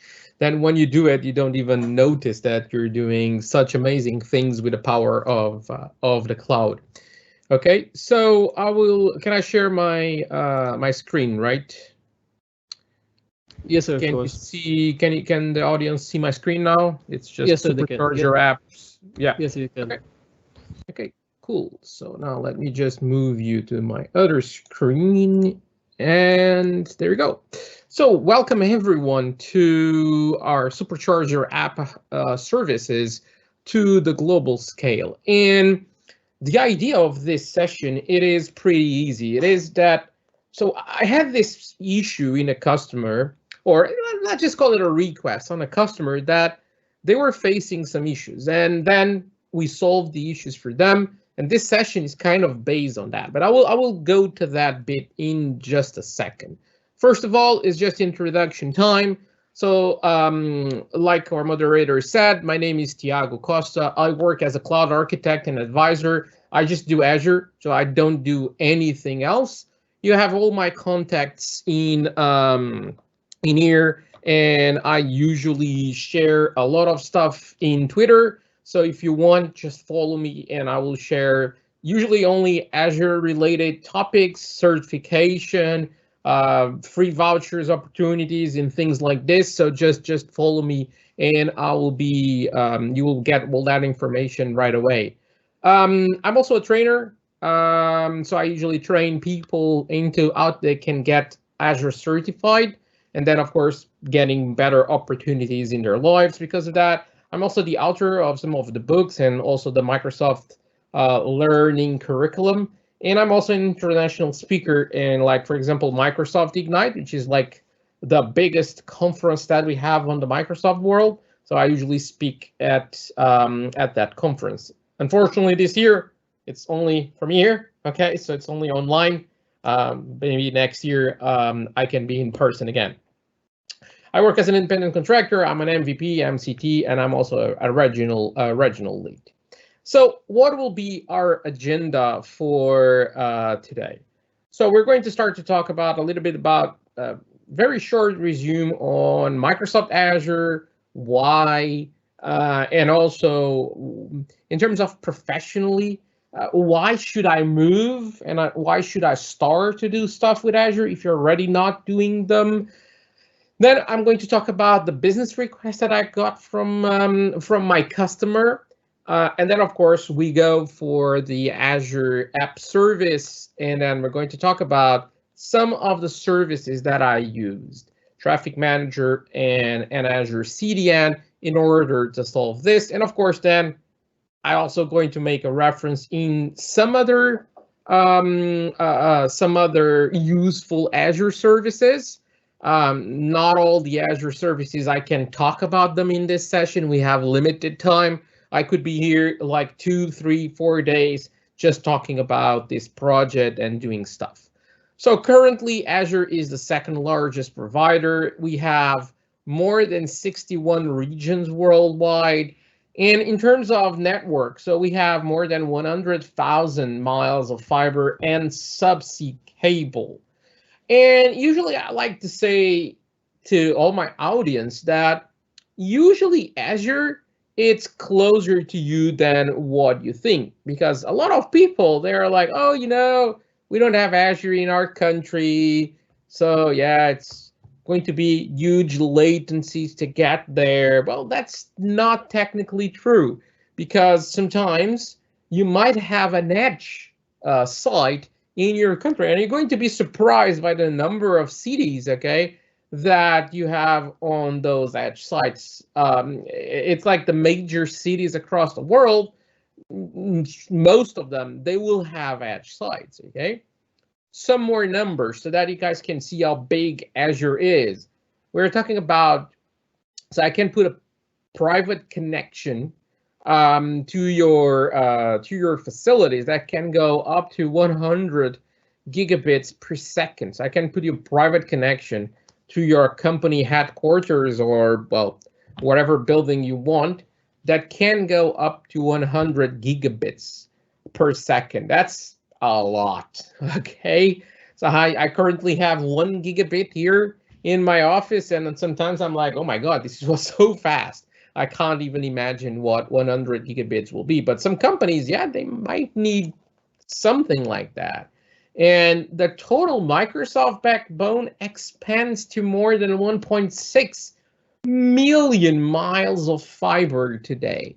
So it is quite substantial and quite big what Azure is today. And talking about what Azure is, I also like to talk about, so what an Azure region looks like.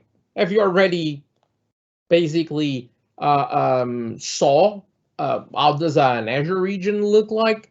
So I basically bring you here a picture where you can see how does an Azure region looks like. This is East US. It's in Virginia in the United States, and you can see here in 2014, this is how it was. And you can see here basically a lot of buildings. Well, some buildings here, right? I can see a parking lot here, another parking lot here with cars.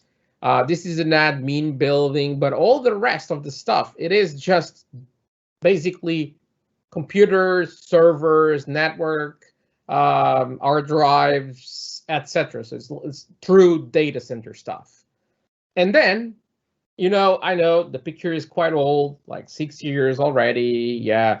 But now this is how this region looks like, just like 2.5 years later, 3 years later. So as you can see, the first set of buildings is that thing pretty far away over there in the beginning of the picture. And they already have 3 sets of 4 buildings each set. That are massive buildings, each one of them. If you see this region, for example, with all these buildings, It is bigger than some car factories and things like this. It is quite big what you have in here. And this is 2017. Today, this is even bigger, but I don't have more pictures to show you about this site because I can only show pictures that Microsoft releases to the public, and they're not yet released. But I can assure you that this is even bigger today, way bigger. I wanted to bring these two pictures just for you to understand the growth that Azure have been having in the past years. It has grown more than 100% each year. Lately, that rate dropped, which was kind of expected. Okay, but the rate is like still like 50, 60% each year. I would love to have myself a business that growed 56 year every year. That will be great, right? It's like, oh, I'm basically having a revenue of $1.5 million, and last year was 1. So it is quite astonishing to grow, and of course we can support much more people having a business that can grow 50%. That will be awesome. But this is just for you guys to see why Azure, why you should choose Azure. But I also have some more bullet points in here about that bit.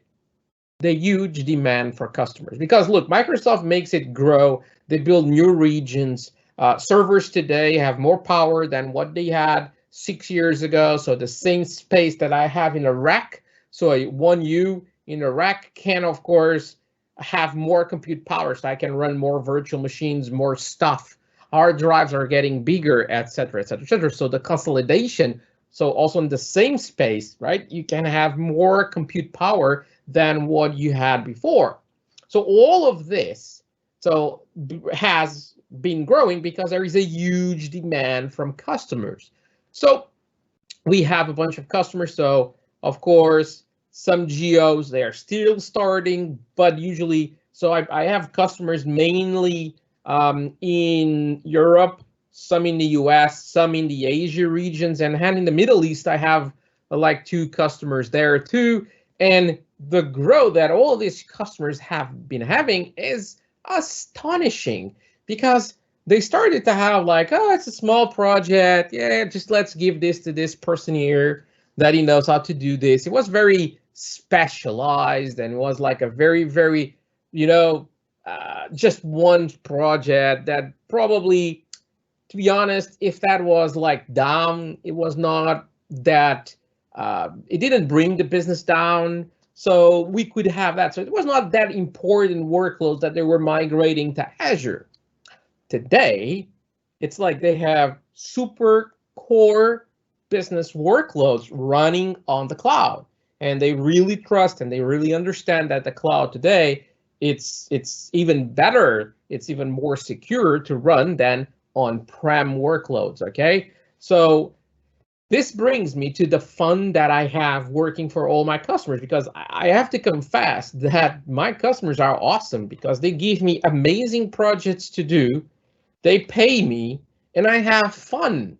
It's literally great. And if you like to work in IT, like having the power of, for example, I was this morning, I was creating some resources for my demos today in our session. And you know where I did that? I was in the parking lot of IKEA. I was buying a new chair for my wife, and I was there waiting for the store to open. And I was just like, yeah, we'll just prep stuff in here.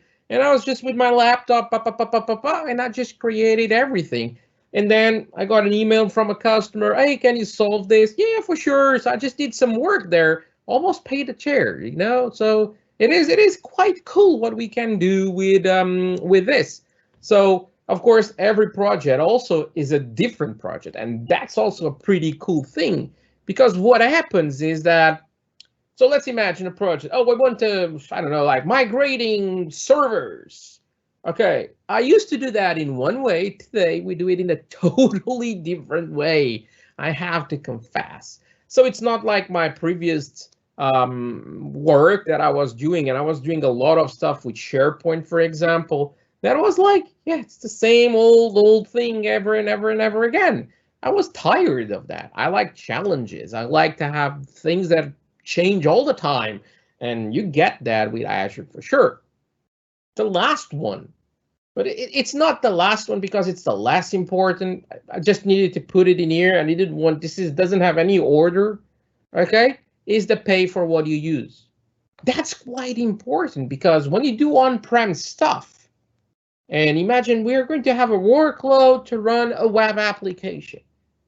And, we have peaks in terms of demand in like the end of the year or the end of the month, sorry. So I was like, end of the month, okay. So what is the peak? Oh, the peak is this size, X, okay. So I have to buy servers to fulfill that peak. What about when I'm in non-peak time? And non-peak time corresponds to like 99% of the time. Well, yeah, you have like a bunch of servers, but no one, okay, is doing anything with that, which is, yeah, quite bad, right? Because you paid a bunch of money for that, and you basically you're not using the hardware. It's just the hardware. Probably you have some licensing attached. You have to power all that. You have to do maintenance on all that. It's a lot of money that you're spending without the need to. Because if you move to the cloud, then with scaling and with auto scaling rules, wait, you can have more compute capacity to respond to that predictable peak that you have in the end of the month. And for the rest of the month, hey, you just have like 1-2 machines that will take care of the job for you. So that's the power that we have in our hands, and you can do it literally from everywhere. And now with this COVID times, it is quite cool for me. I really don't need to go to my customers. I was traveling all the time because, my customers just like to have me nearby them. It's like a trust issue that usually they have. I like to make fun of it. It's like you have that with yourself. Okay, it's like that trust issue, and they like to have people nearby. But do you really need me to be there? Of course not. Of course not. And I was issuing flights, hotels, food to all my customers. And what for, right? It's just, you don't need me there. Sometimes they need, yes, and I still go to some customers, but most of them, they just don't need me to go there. What about cloud models? What kind of cloud models do we have? So I would like to start to talk about on-prem. And on-prem, look, I'm not going to enter into details, but hey, you just have to do it all yourself, right? You have to manage the servers, the hardware, storage, the virtualization, networking. It's all up to you. When we enter in the cloud computing space, like virtualization, server storage, and networking, you just don't have to do it anymore.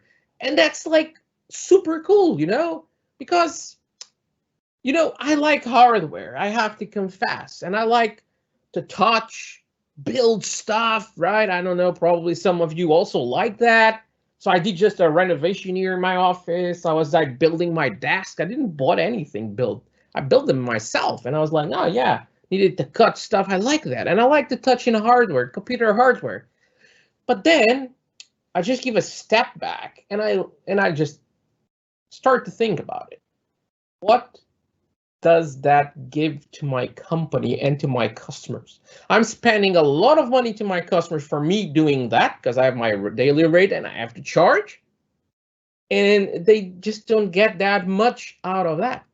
Because if I just go online, just go to the Azure portal or through PowerShell or Azure CLI or whatever through the command line, and I just create a server. I really don't know where in each hardware that is running, but it runs. And that's what I need. I need a virtual machine. I don't need to touch on the hardware anymore. And look, that's the future. That's not even the future. That's the present, okay? You just don't need that. And so you can save tons of money because you don't have to go through all the bureaucracy that it is to buy servers in the company. Some companies, they are pretty lean. Others are not. I have a customer that they are a big financial group, and for you to buy something there, my God, it's a nightmare. So it takes us, I don't know, like, I think it was like 6 months is the last time that I did a project on-prem stuff there to buy servers, to the point that we said we need the servers, it's approved. From that point up to the day that I could start to deploy stuff there, 6 months is. That's unbearable today. In 6 months, my competitors change a lot of stuff. They bring new things, etc. I don't want that. This is why I love infrastructure as a service. But I even love more platform as a service. Because in platform as a service, there is always virtual machines, but we just don't care that they exist. I'm going to talk about the app service. In the app service, we don't have the word virtual machine anywhere. We know in the back, yeah, there are virtual machines, of course they are, but what we tell everyone is instances. This is the instance size. This is the number of instances. No one tells you, oh, that's a virtual machine. It's the word is instance, because this is just to create a differentiator between a virtual machine where you do an RTP session, you do admin, you need to patch that VM, you need to do all that maintenance yourself, and an app serving instance where you just don't do anything of that. You just deploy a web app, you control what is the version of the middleware where that app runs, and that's it. Okay, there is literally nothing else for you to do. Okay, in terms of maintenance, etc., because you just don't control it. But that's the idea. It's a managed, okay, service. And I still even have software as a service like Office 365 where I don't even need to manage my app or my data. So this was the challenge, okay? The challenge was, so I had a customer and my customer is like, look, Tiago, we have customers in the US, we have customers in Europe, in Asia. Those are our big markets. And then of course, look, we also have some customers in like Middle East, also in Africa, also in South America, but there are not that many, we have to confess. So right now, our concern is Europe, the United States, and Asia.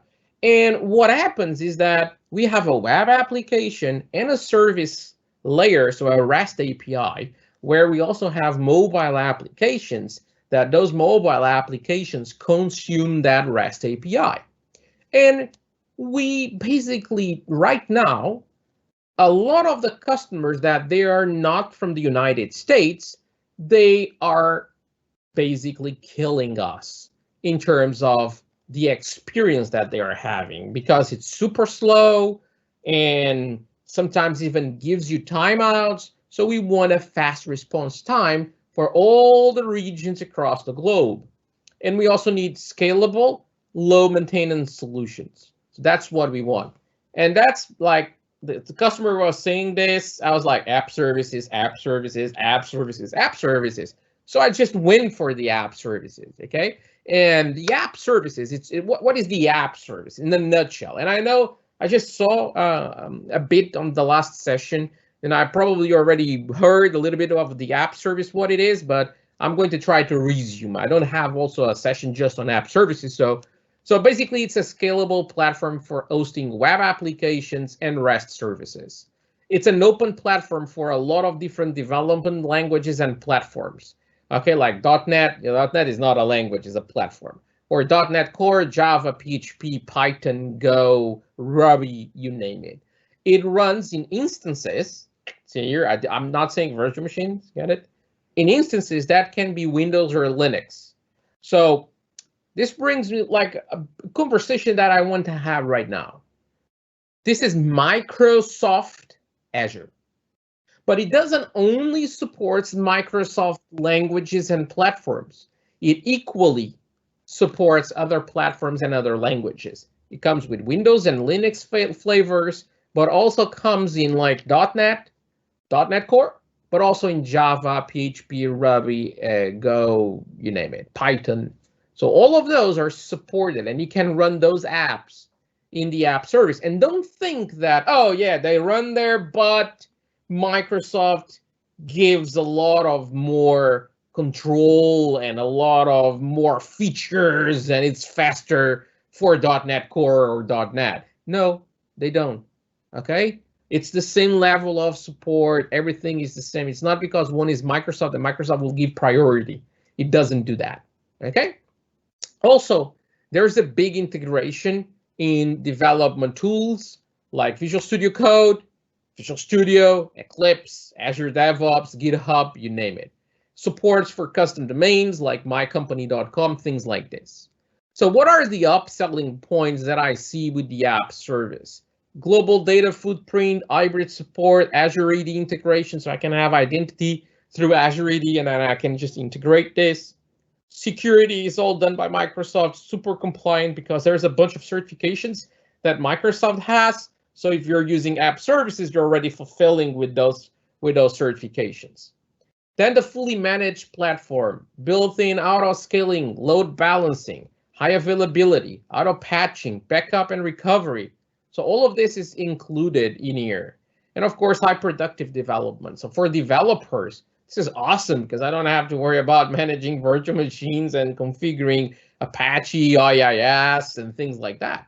I can test in production. I have a bunch of apps already in the app gallery.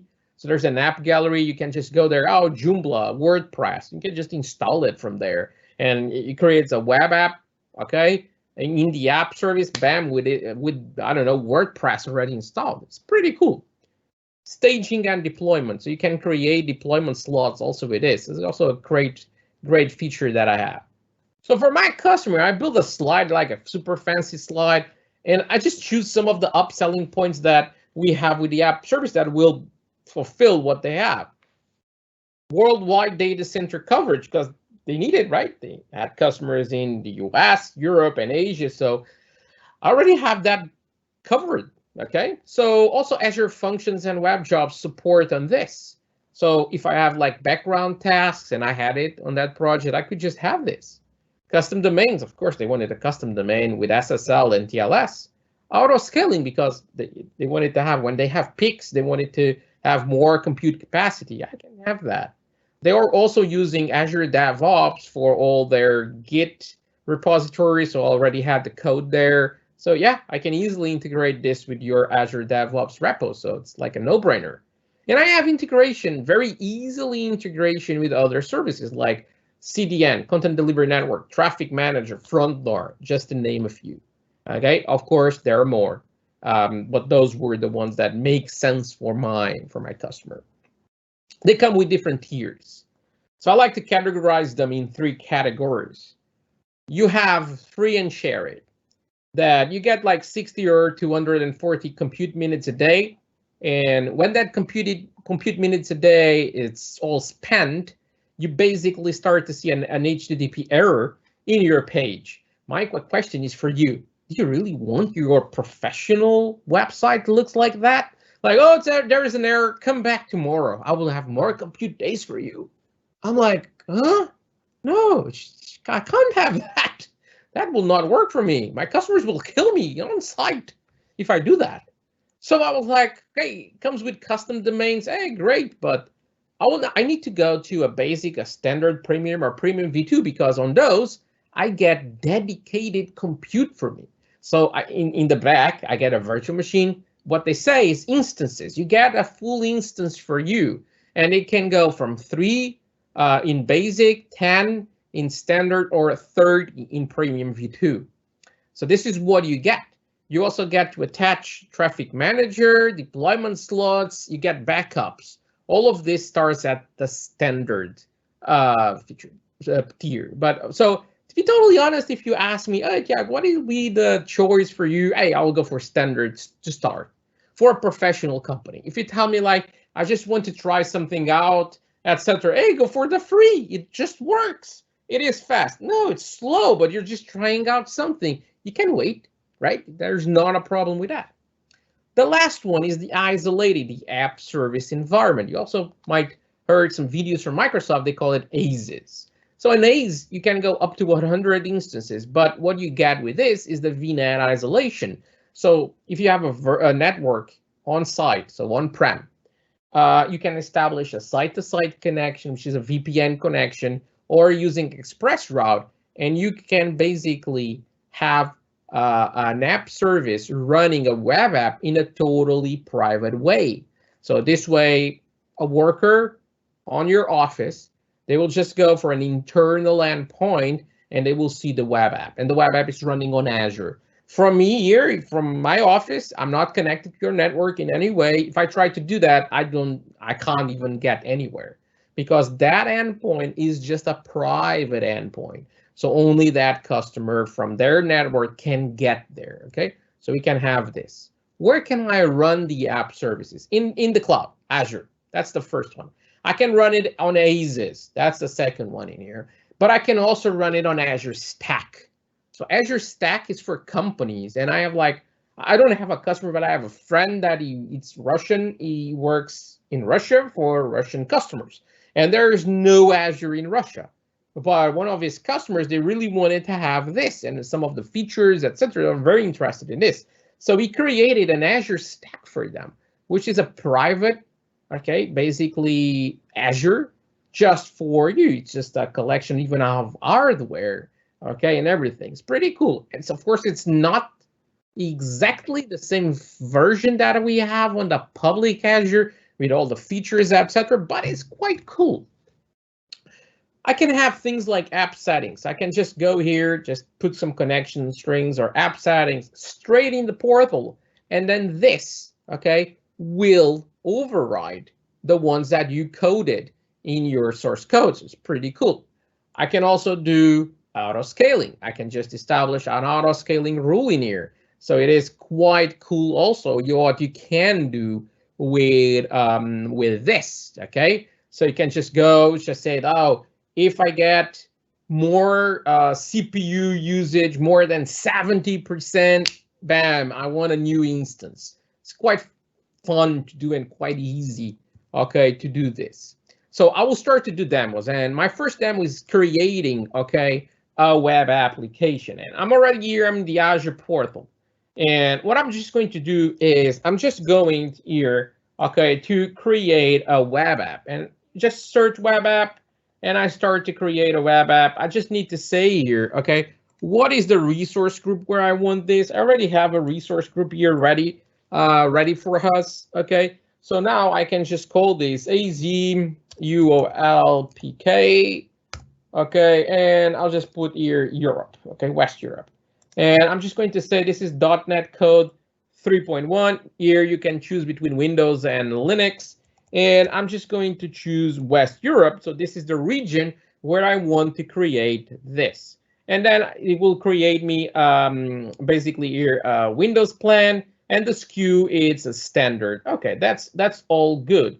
Now on the monitoring tab, I don't want any monitoring on this web app, and I'll just press create. And this is, you see, it's quite easy, right? To create this. So right now, this is creating in the back a virtual machine. Oh, sorry, we have to say instances. Okay, so we know it's a VM, but it's creating that, and it's configuring my application on the app service. So yeah, it takes a while, like a minute. Okay, it literally doesn't take more than that. And then we can see our web app.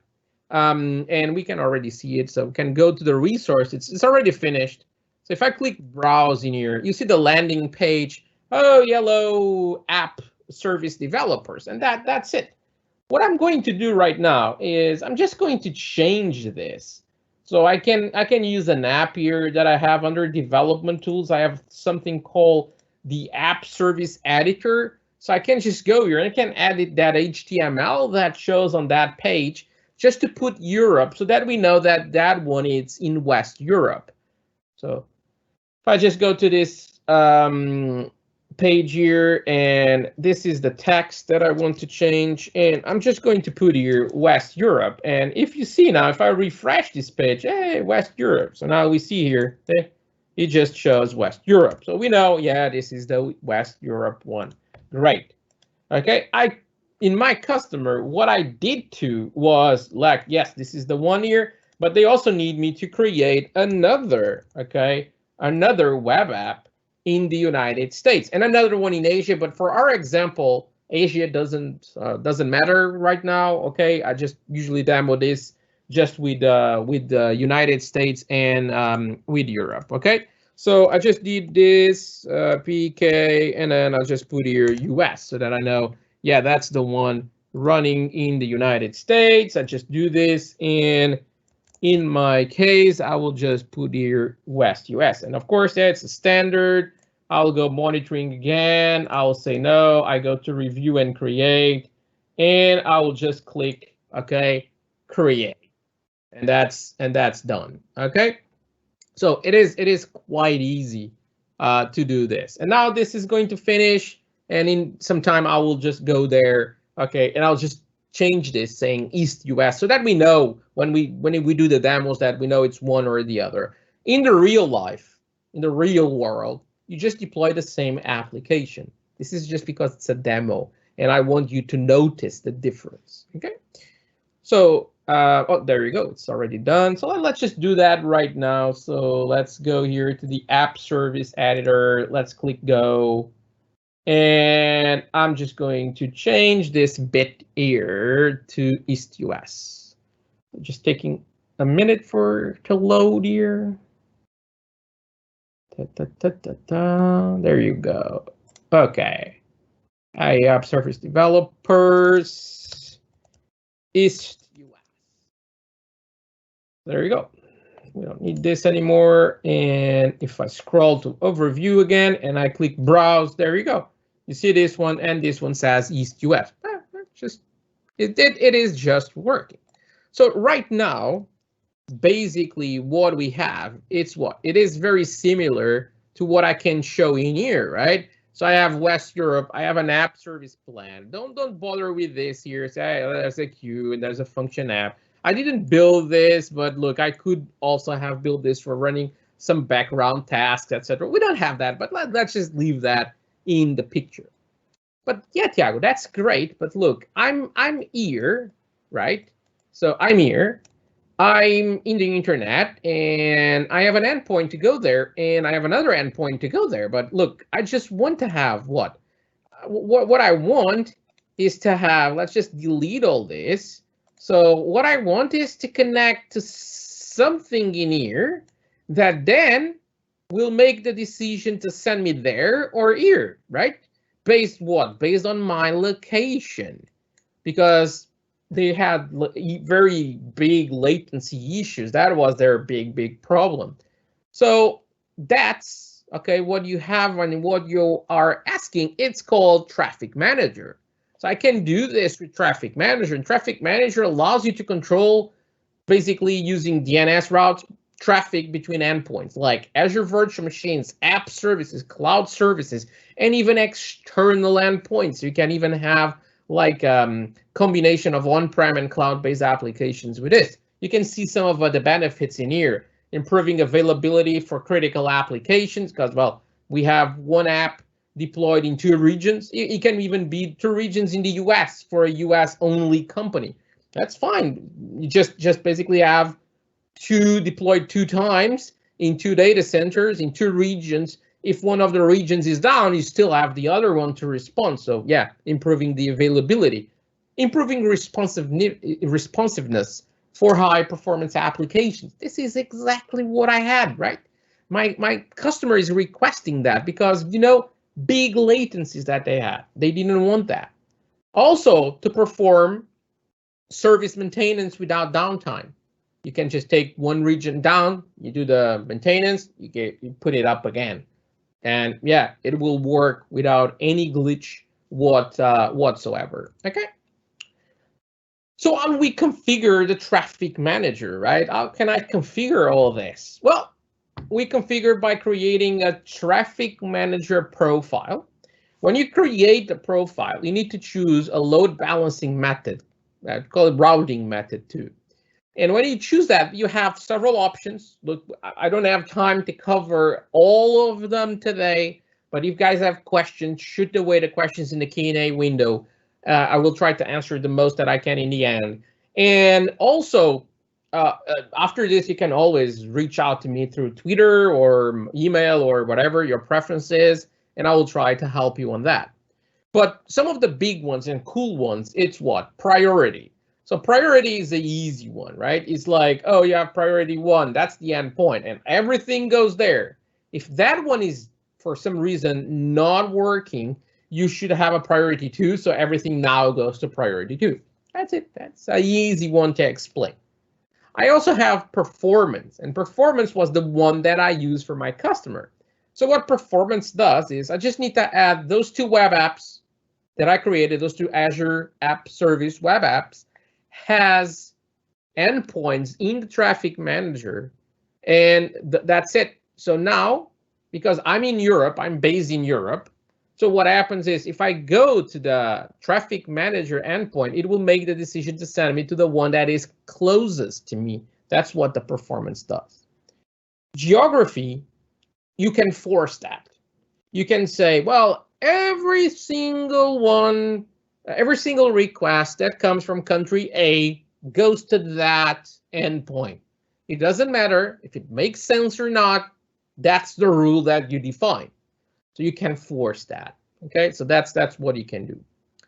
And then, of course, sorry about this, you can also add a CNAME record, okay, to your traffic manager endpoint. And we're going to do this for our web applications so that our web applications can work in like mydomain.com. So I can have something like this, and this is what I want to have. So imagine I'm here, this is my user. I go to the DNS server because I want to, I just typed in my browser www.azcontoso.com, and I get to the DNS server for that domain, and it says, oh, I have a CNAME record here that points to azcontosoweb.trafficmanager.net. I'm like, okay. So you go to the traffic manager, which is the service in here. Now it makes the decision of, well, based on the connection that this person is using, I will tell that that's the endpoint that where it should be. Okay, so I will send that as a response, and then the browser just goes there and then just does the query. As easy as this. Okay, this is not like a load balancer where in the load balancer you do the connection, this goes to the endpoint, goes back, and then it processes and does the response, right? This is not a load balancer. Okay, so what happens here is that it sends this. It's basically a DNS response that tells if you're putting azcontoso.com, go there, and then he has a TTL, a time to live. During that time to live, this one will never go back to the Azure Traffic Manager. It will go straight. Okay, so some of the things that I was telling you, it's here. This is the failover. See here, I have priority 1, priority 2, and priority 3. So now all the traffic is just going to priority 1 endpoint. Great. What about now? Oops, priority 1 is not working. So yeah, I need to go to priority 2. So basically just do this. And if priority 2 fails, okay, yeah, you just forwards this to priority 3. And that's it. I'm not going to tell what happens if priority 3 fails because it's not good. So basically if priority 3 fails and all the other ones are failed, yeah, your solution will fail. But it is quite unlikely that 3 data centers, 3 regions will fail at the same time. So that will be quite unlikely. The traffic manager geography or performance is based on the request. So if that person is, let's just say, in the US, yeah, it's usually you go there. If it is in Brazil, you go to Brazil. If it's in Europe, you go to North Europe. Okay, it's as easy as this. So let's just do a demo now. And what I'm going to do in this demo is I'm going to start by creating your resource, and I'm just going to type here, okay, traffic manager, okay, traffic manager profile. There you go, it's here. So now I'm going to create a traffic manager profile. So as you can see here, so it's pretty easy. So I'll just give it a name, and so this will be the name of our traffic manager. So the name that you drop in here, .trafficmanager.net, it needs to be globally unique. This is the routing method that I was talking about. So we talk about the priority and the geographic. As you can see, there's a subnet, multi-value, weighted, so there are more. So let's just drop this in here and let's just press create. Now, creating a traffic manager, it is quite fast. I have to confess, it doesn't take that much time. You see, done, okay. What does take time is for our endpoints. So I need to go to our endpoints, and adding the endpoint itself here in the interface, it is easy and it is fast. But then you need to wait a little bit for them to become online. So let's just do this quite fast now. So I'll just drop a URL name. I choose app service, and now I'm going to choose what is the app service that I want. It's this one, and I'll just press add. And I'm just going to do exactly the same, but for the United States one. So add here, I'll just press United States, okay? And what I'm going to do now, I'm just going to drop your app service, and I'm just going to choose the one from the United States, and I'll just press add, and that's it. So right now it's adding the 2 endpoints, and if we zoom here, so the monitoring status of this, it is checking the endpoint. This is what's going to take a while to basically to work. But when this is doing, let's take care, okay, of the endpoint. So I want to go to my azcontoso.com domain. So I need to go to my DNS zone of this domain. And let me delete this here. It's from a previous demo. Okay, so let me just delete this and this. And let me add now. Okay, so it's brand new. I'm just going to add a record set. And the record set, it's not this one in here. So this one here, it's just www. It is a CNAME, and the alias, it's the alias of my traffic manager. See, just this. So www.azcontoso.com should go to that traffic manager. That's it. There's 4 more configurations that I need to do. So I need to go to let's just go here to our resource group, and I have here my 2 web apps. I need to go to each one of my web app, and under custom domains, I need to add the custom domain, okay? And my custom domain will be www.azcontoso.com. So I need to add this. So press validate. It will do here the basically the validation of this. So I will add, and now it's going to complain not secure. Okay, same. So I need to add the bindings. I need to add an SSL certificate. So I already have one in here ready for me. So I'll just select that one. It's an app service certificate. So I have tight integration, and you see how easy it is. I just need to do this, add the binding, and it will be green now. We just wait a second. Okay, so there you go. It's cool now. If I just need to go to do exactly the same here, okay, in the one that is from the United States. So I'll just press www.azcontoso.com, validate, there you go, we get it, and I will just press this, there you go. And now, again, I need to do the binding just like I did before. It's just the same thing. So select the certificate, and then select our thumbprint, and then select SSNI SSL. Okay. So there you go. There you go. And I will do this. So now everything is configured for this to work. So let's see here. Let's go back to the traffic manager. And you saw this takes a while, but I think it's not that much time. It's already done. It's online. Perfect. So this means that instead of me having all of this here open, I can just open a new tab. And look, for you guys, don't even think that, oh, you have like something in your computer, blah, blah, blah. Private window. I'm just using a private window. And I'll just type www.azcontoso.com. And if you do this, you see, look, I'm having a custom domain. See, this is the URL that I type it. If you guys type this, you'll see this, okay? And it's forwarded me to the one in the West Europe, because look, West Europe, for my case, it's definitely closer than the other one. So there you go. It is done, easy, and it was really easy to do this. Then you tell me, what about if I had a virtual machine in the United States? Yeah, let's see. So I'll go to virtual machines. I have here, if I was in the United States, how does this look? So I have here a VM. This is a Windows 10 virtual machine. So I'm just doing an RDP session, okay, to that VM.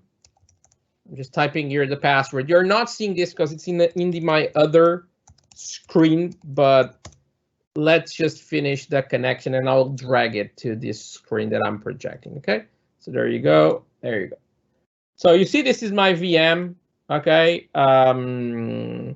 it's in the US, this VM, and if I just do www.azcontoso.com, well, if I was typing, there you go, azcontoso.com. So if you do this, bam, you see what happens. And look, of course, because you're in the United States, this one is much, much closer than coming to Amsterdam, where West Europe is. Of course it is. So this is the one that is going to work for the customers that I have in the United States. I could do the demo by, oh, now let's connect to a network over there or something like that.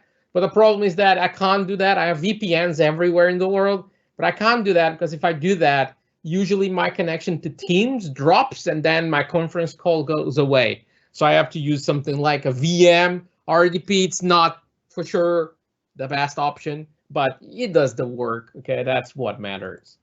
So if we go back to our slides, okay, so right now, what we have is, I need to select the slides. There you go. No.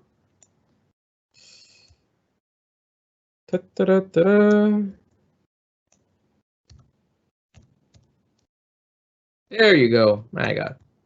So my current status is this, right?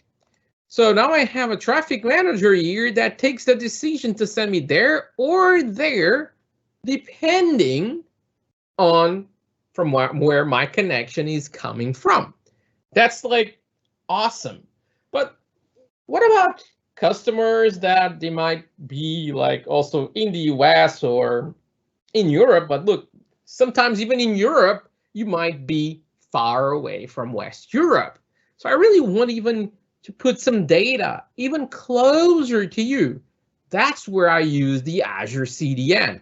And the Azure CDN will serve content from Azure storage accounts, cloud service, app service, static websites, you name it, okay, using a separated host name and using POP locations. POP location stands for point of presence. Okay, so it's a point of presence that uses what? Remember in the start of our session today, I was talking about the edge locations from Azure. This is what they use, or they use other two providers. Okay, so because this can use the Azure Microsoft network, which is those edge sites, but it can also use networks from two other companies. One is called Verizon and the other is called Akamai. Okay, so you can use also those networks if you wish to. Data is stored in a storage account, for example, and then is cached to that CDN endpoint. And then users will access from the closest POP location that they have. So they access some of that data through the CDN and not, okay, through directly the storage account, because the storage account is in region X, Y, or Z, but it's one region. That's it. You can't have this the same storage account spread across multiple regions. Doesn't work like that. This is why we use Azure CDN. And this is the example. Let's imagine I have here. So this is what I built. I had an Azure storage account and I drop it somewhere in Europe. and we put some content, okay, in containers, blob containers in that storage account. Awesome.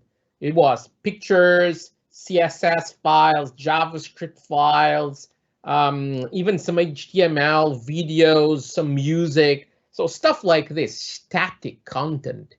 And then if you had like a customer here in South Korea, it will just go to the CDN endpoint, gets to Seoul, the Seoul POP, because it's the one closer to that customer.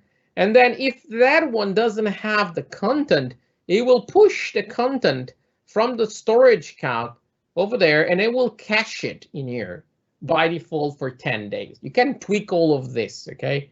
But that's by default. And then now other requests from South Korea is like, oh, can you give me the file, blah, blah, blah. Yeah, for sure. I have it here cached just for you. Bam. And you get it. Look, some locations, if that customer needs to go to Europe, it might take, I don't know, like 400, 500 milliseconds in terms of latency. From the CDN, we're talking about like 20, 25, 30, 40. In South Korea, it's even less, but that depends, of course, per region. But you can go to things like this. It is astonishing, the difference. So let's do a demo on Azure CDN, and let's see how easy, okay, it is to do this. So I already have here a storage account that I created, and this is the storage account. Okay, so you see here, that's the name of my storage account. If I go to containers, I have a container called demo, and I already have here some pictures. Okay, so I put here my MCT logo. So if I just put this here, it will just show my Microsoft certified trainer logo. Awesome. So, but this is, I'm doing a query, okay, and you see by the URL, oops, I'm doing a query here, okay, to the storage account. So yeah, this literally is going to West Europe, query this, etc. I don't want that. I want this through the CDN. So what you have to do is you just need to create a new resource. You select CDN, and if we wait here a moment, and let's just do, let's do this. I'll just say, hey, that's the resource group. I'll just go for standard Microsoft. So standard Microsoft will be the, it will be basically the network that I want to use. That's the endpoint that I want to use. And the origin, it's a storage account. And I'm going to grab that storage account that you see over there. And you just create. So right now, I can just go to my storage account directly, but I can also use the CDN. And if I use the CDN, I will have the behavior that I told you that you're going to have. So this is going to create, it will take, it's not, it doesn't take that much time to create this. The only issue that this has is that it needs 15 to 20 minutes to propagate across all the world.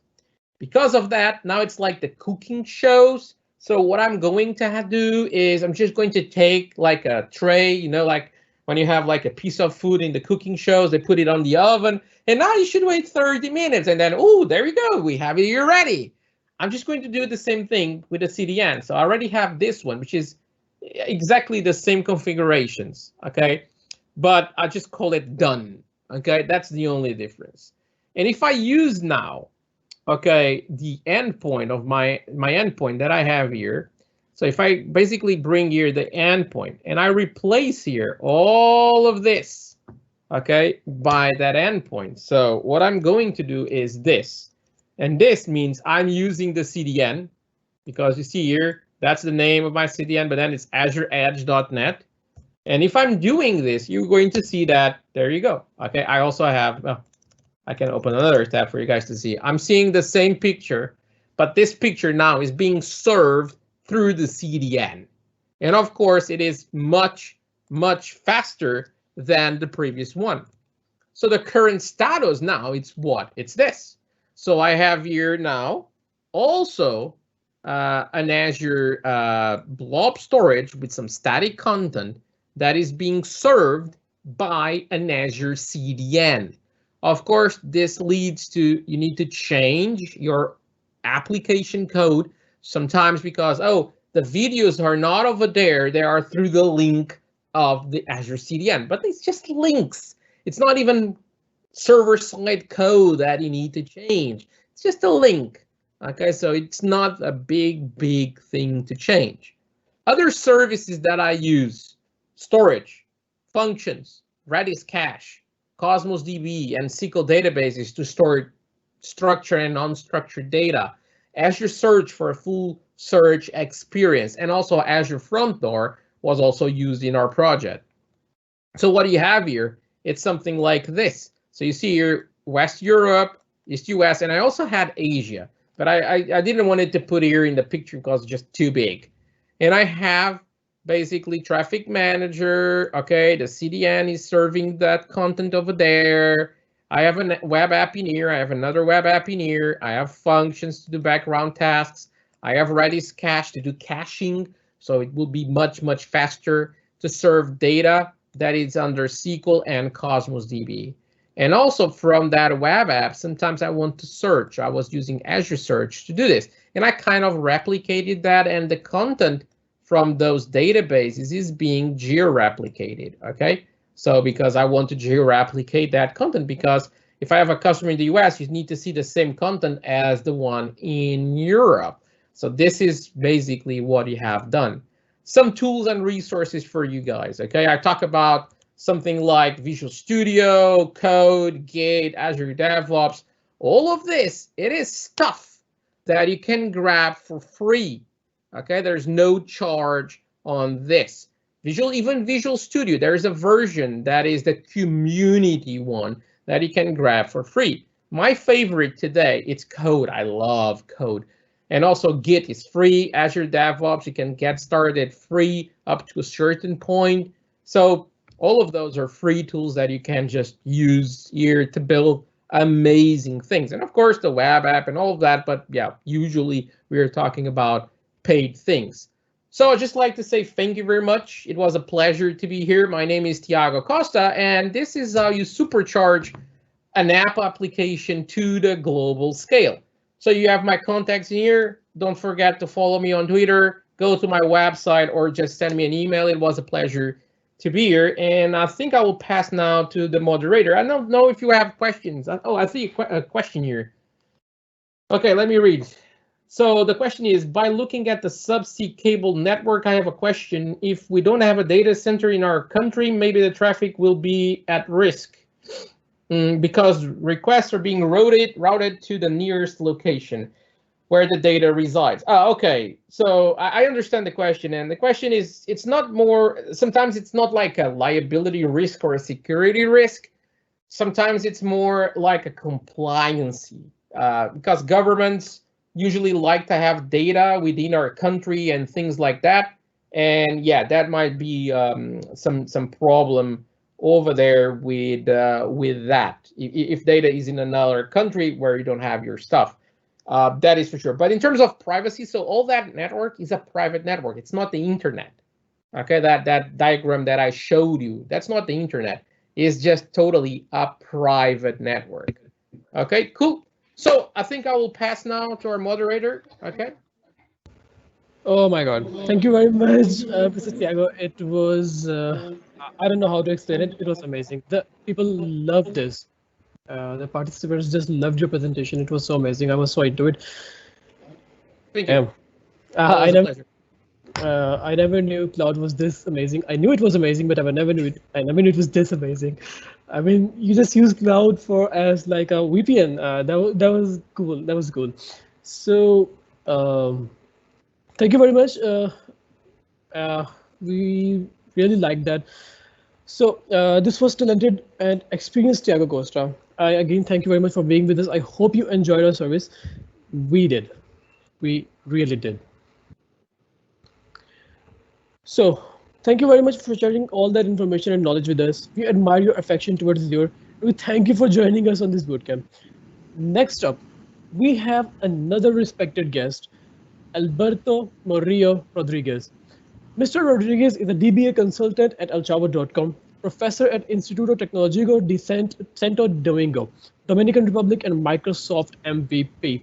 He is former consultant, base de datos at Seguros Universal, and former database administrator at CYM. I really don't know how to pronounce that, so I'm really, I really apologize for that. So, No problem. over to you, Mr. Alberto. The screen is all Thank yours. you. Thank you for presenting me. Thank you, all of you, for allowing me to be with you this evening. I would also would like to thank the organizers for having me in this event. Thank you, Mohamed, for all the help over the last weeks. I would like to start right away. I will try to make this a workshop. Please try to be with me along the way. I will try to not go too fast, so you can join me all the way till the end. Hope you enjoy it.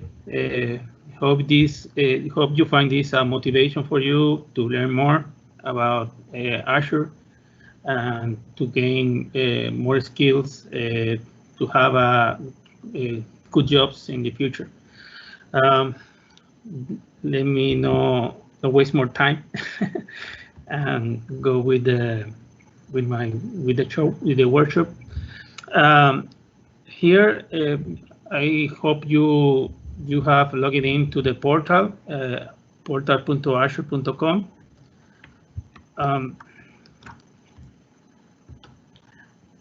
Oh, sorry, let me share the screen.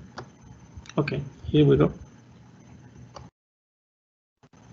Okay, hope you have joined the portal, portal.azure.com. Okay, and here, if you are logged in, you can access the SQL databases here. You can also look for it in this search bar here. Please click on there. Let me allow you a little bit to go with me. If you want me to wait a little bit, please let me know on the chat, or let the organizer stop me. Okay. Okay. Then let's create a new SQL database. We will also create a SQL server, database server, logical server, and we will create also a new resource group. So that at the end of the workshop, if you would like to remove all the objects you created with me during the next hour, you just need to remove the resource group and everything else will go away. Let me.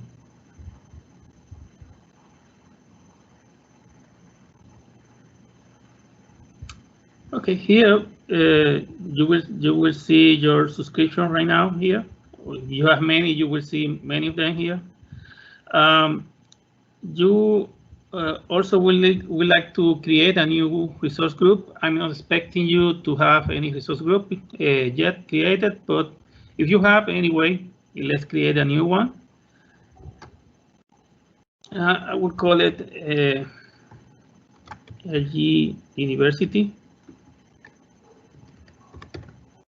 LG means a resource group. And then click OK. Okay.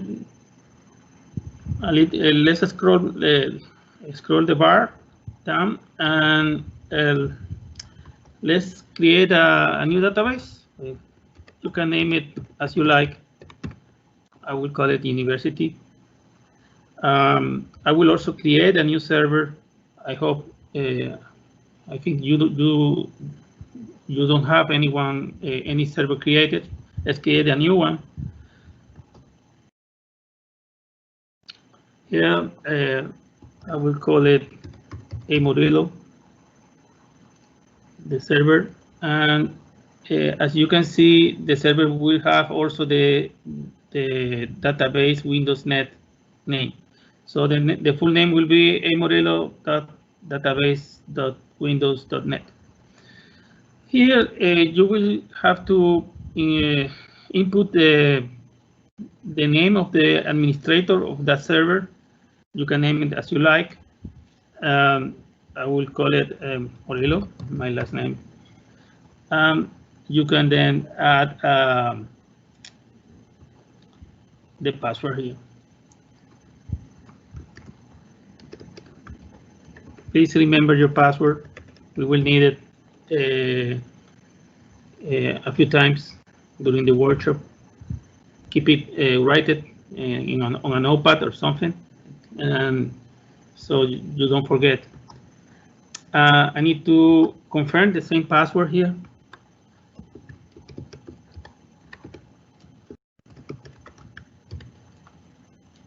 And you should have this confirmation right here. Okay. Here's the location of the server that I will be using. I usually create in that region. I create all the resources I used. This won't be an elastic pool here. Okay, I need to click here. Okay, first. Yeah, here you go. This is the name of the server. Okay, here we won't use the elastic pool. Elastic pool is for vendors of applications most of the time like it because they sell the same database to all customers with the same structure, and they love it. They love this. They create, instead of having, let's say, 10 databases with 100 DTUs, each one reserved, instead of that, they create elastic pool with 700 DTU and then put all the 10 databases there, and they save money with that. They save 300, for example, in this case, 300 DTUs by thinking that all the databases won't be using all the resources at the same time. So that's the issue. That's the main use of this. You should also use it when you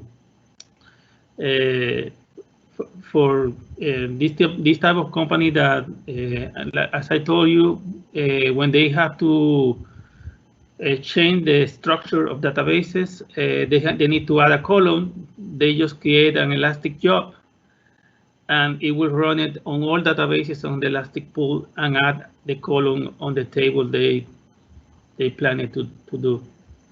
So that's very useful for that kind of scenarios. But we won't use that for today. Let's configure the database server here. Here, you will have the serverless. This one is a special server configuration because it only consumes, you only pay for the minute you consume on resources, and after sometimes the database go to sleep, and you don't have to pay more money until it is started again. Usually, when a application tries to access the database again, you have also this general purpose, the business critical. This is for big cores, options of SQL database. When you need a granular control over the use of CPU and storage the databases use. Hyperscale is for databases that can go from 4 terabytes to 100 terabytes. For less than 4 terabytes, you can use the general purpose, the business critical, in the big core DTU model, big core model. But we also have the DTU model where you can buy a combination of reserved CPU, memory, resources, storage, like a pre-ordered, pre-made package. It's already packaged that way. You cannot change it. You cannot customize it.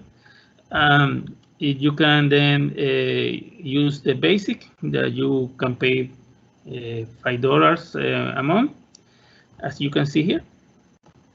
If I click here, you will see you pay around $5 a month estimated.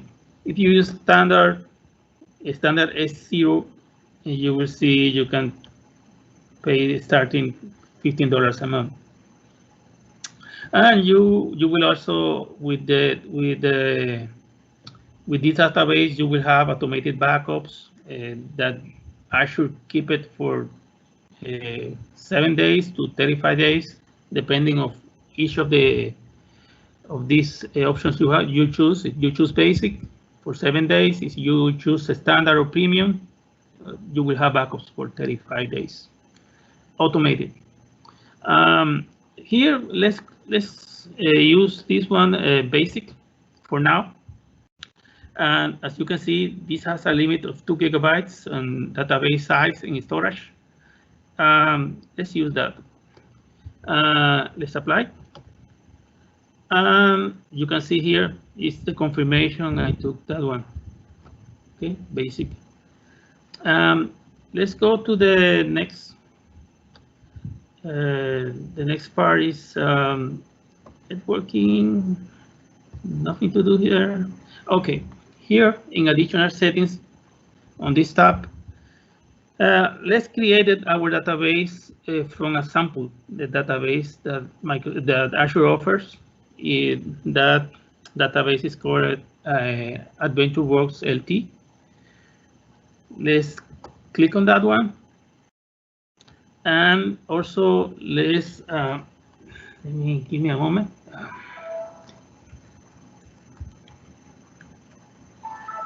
Okay. Now let's create some tags for this. I will show you what those tags means in a moment, but they are very, very, very important when you have many resources on cloud spaces like Azure. To keep them organized, identify what is critical, what is not, what is development, what is production. Let's create here a few tags. Here, let's create an environment. I have a syntax error. Environment, and here let's say production.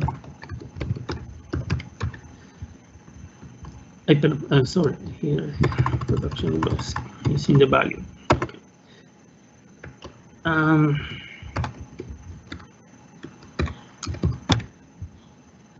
Okay, now let's get another one here. These are examples of tags you can use.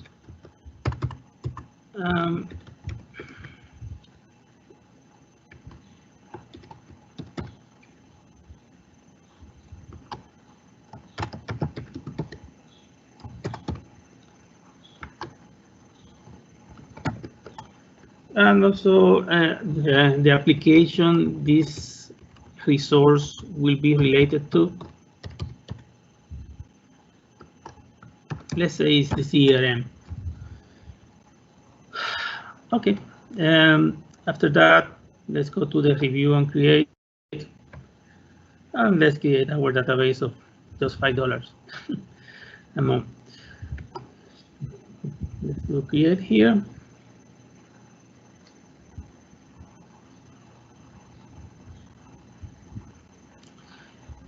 We will only have to wait a little bit for this deployment. It's a basic database, a small one. The sample database is very short in size. So this will be deployed in a few minutes.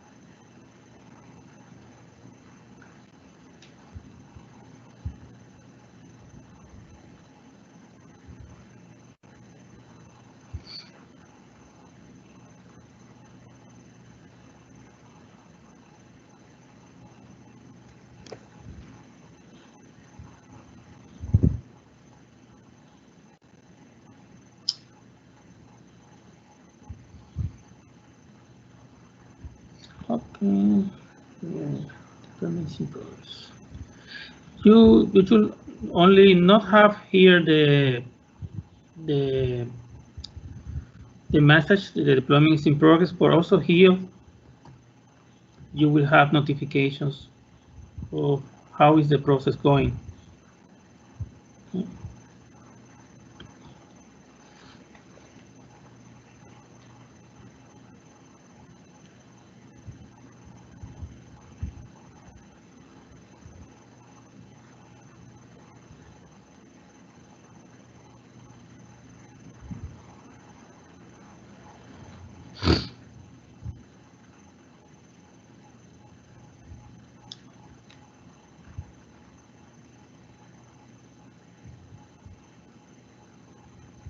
Okay, I have a few questions in the chat. Give me a moment. I was working on a virtual machine. Okay, question one. I think it's like 30,000. It's like 30,000. Let me see. I think it's like 30,000 the limit for the amount of databases that I can have on Azure SQL. I think it's something like that. I don't remember. Let me try to find it. Very quick.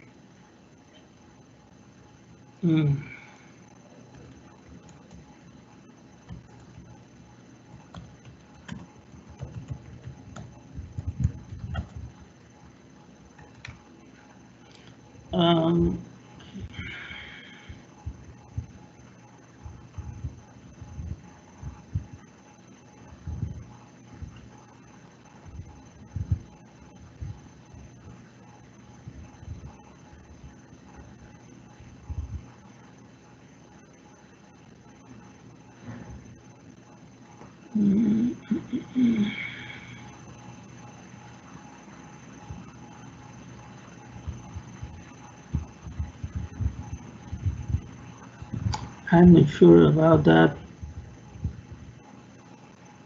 I'm not sure about the limit of databases here, really. I can look at that and send it to you. We can make a forum later, and we can keep sharing. You can ask me more questions. That kind of things, I don't have it on mind about the limit. And the second question, oh yes, you can do that here on the. Let me see. You can.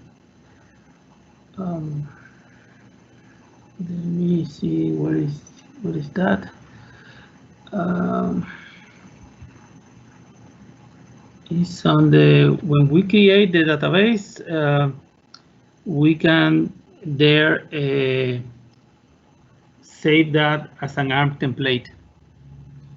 But here, let me share with you that you can use ARM templates for that. Yeah.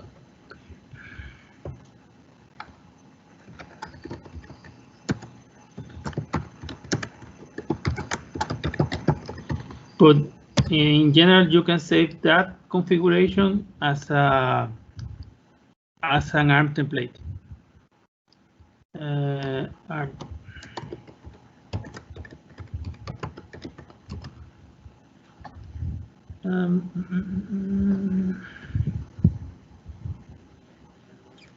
Okay.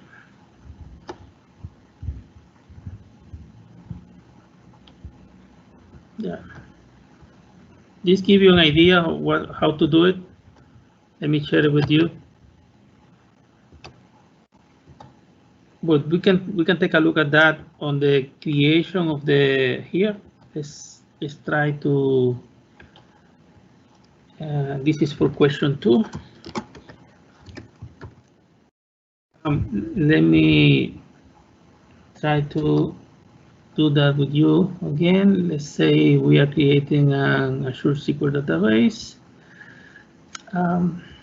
Yeah, I think right there on the configuration of the,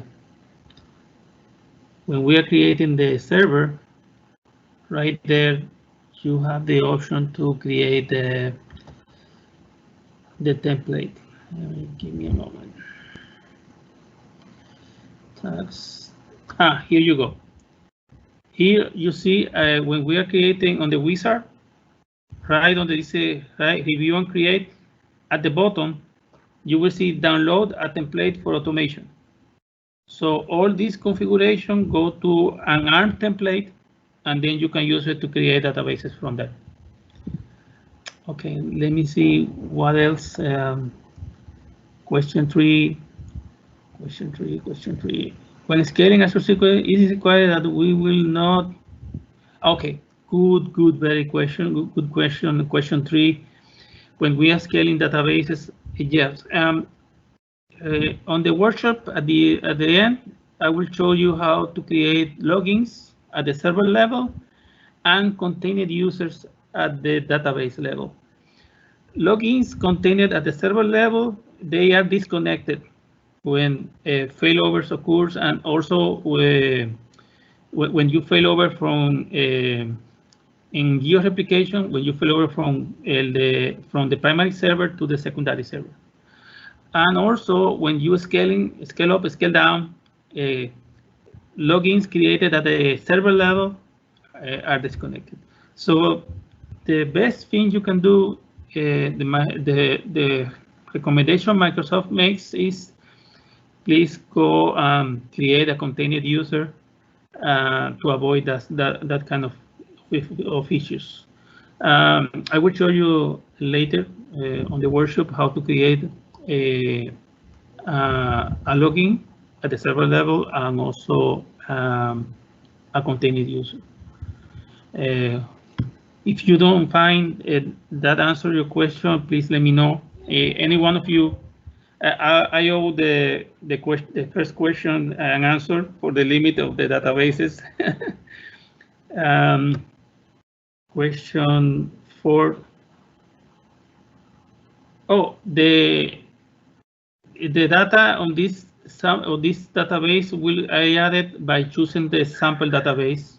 Microsoft will create some sample data for me. But then when the database, when you have the database created already, you can then create your own tables and insert some data using DML SQL instructions like insert, delete, update. Question 5, how will you handle the data sets having a size larger than 50? Okay, with the standard, with the basic tier that costs $5 a month, I think the limit is 2 gigabytes, as we saw a few minutes ago. But with the standard edition, you can go to 250 and 500 gigabytes. I will take a look at that. Let me show you here. For example, let me stop this. And let me refresh here. Yeah, it's created a database here right already. Okay, to answer that question about the question 5. Okay, let's take this as an opportunity to perform and scale up. Here we are saying we are using basic tier. I will make a click here.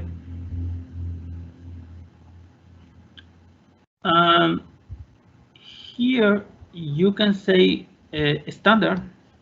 With standard 0, as you can see here, right here, you see now. Let me apply it. So we are scaling up the resources, and it should take just a few minutes. It's a small database.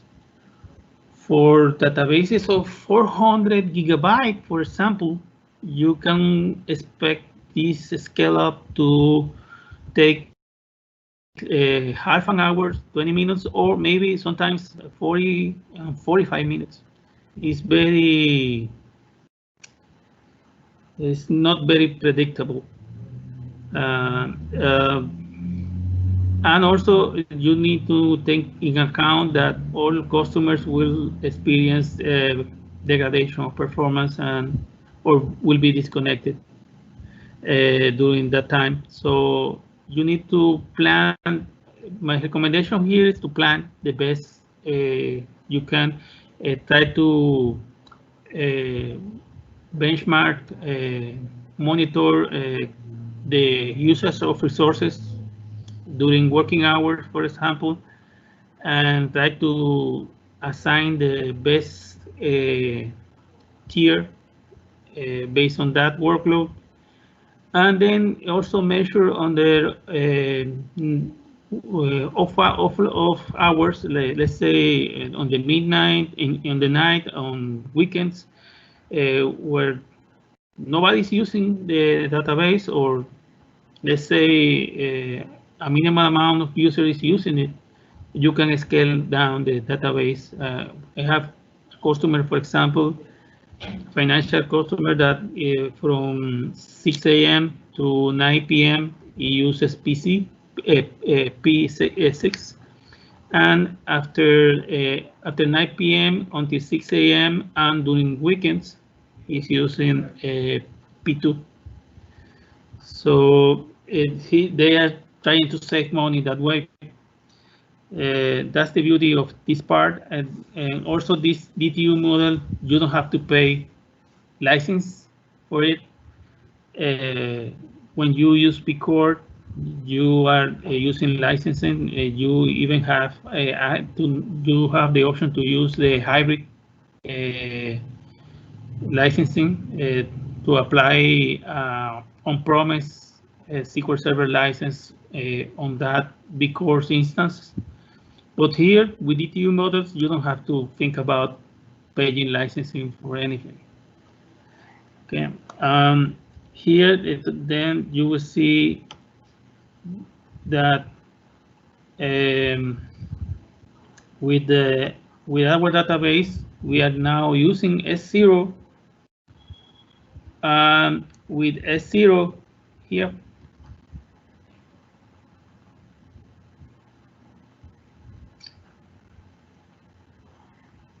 you can see I can adjust the max size of the database up to 250. Okay.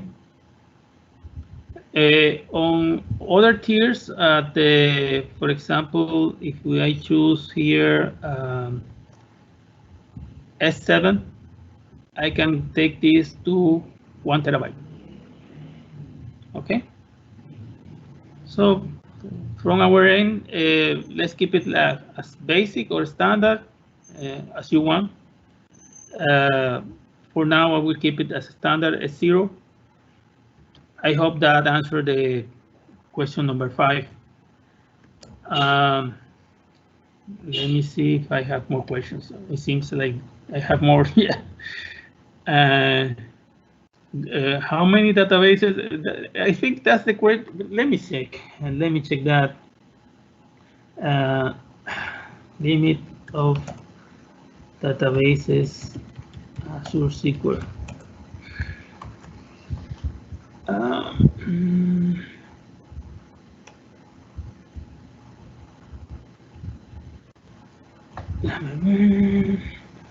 Databases.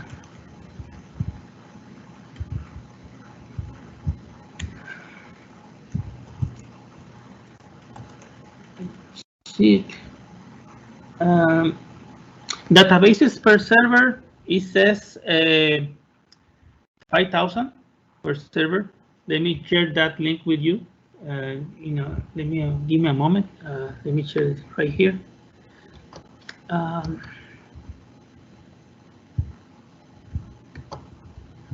Okay, let me move here. Okay, so resource limits for Azure SQL database. Supposed to give me that one. No.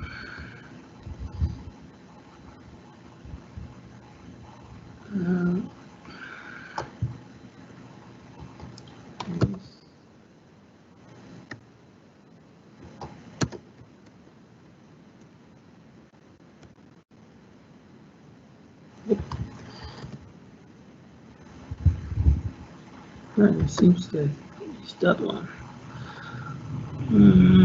Yeah, it's that one. Here, you will find it here. You will see the limits right here.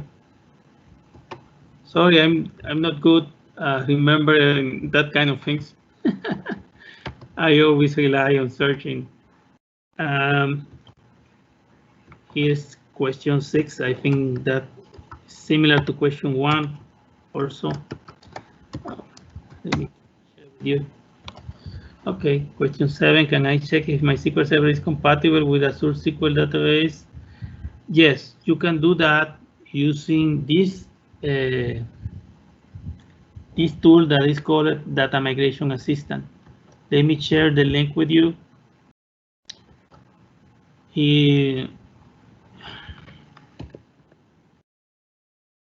Migration Assistant.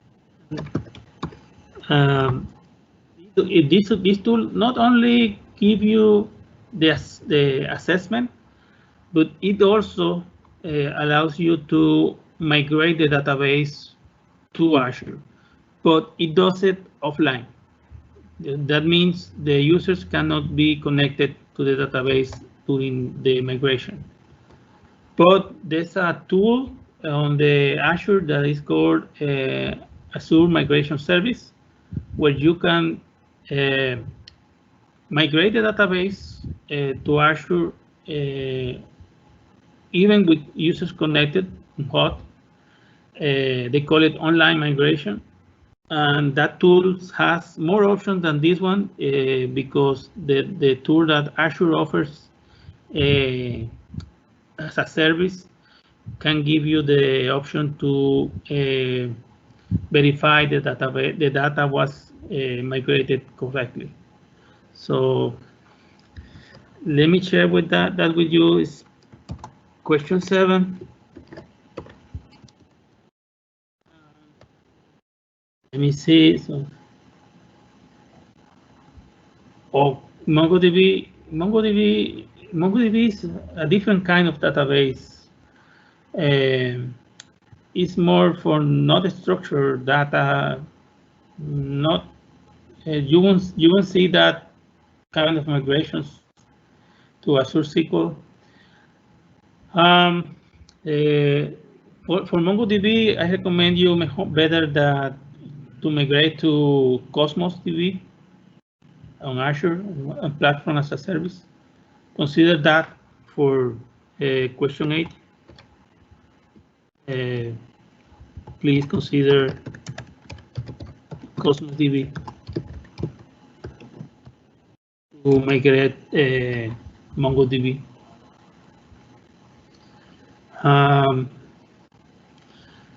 Let me now continue with the demo, with the workshop. Okay, so now we just created the database, but we cannot access the database if we cannot allow configure the firewall to allow connections to the database. Here, let me see. I closed everything. Okay, here, secure databases. I will go to the university database. Here you will see you can set the firewall at the database level, but right here on the server, you can also configure the firewall at the server level. At the server level, I like to configure. There are some gateways that you need to put right there on the firewall to allow access to Azure resources, to the this database, to access Azure resources right here. I used to add here all those gateways. They send you an email when you are a customer, and they send you need to add these gateways to the firewall to make sure you don't lose connection to our services. And they show you, they send you that email 1 month in advance, and you need to make the changes right there. Here I will go back. Let's see, university. Let's configure just at the database level.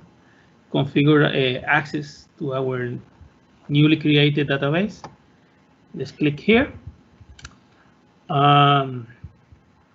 If I leave you behind, please let me know. Here, I will click on Add Client IP. That's my current IP. You will see that IP here. As you can see, client IP address is that one here. At this time, I don't have any rules created. Let's create that one. Let's add that client IP. Click on that option right here. You will see it's added, but it's not saved yet. We need to save it. So you need to go here and click Save. Also, you see Allow Azure Resources option right here. You see, I have it highlighted with my mouse. Here you need to click on Yes.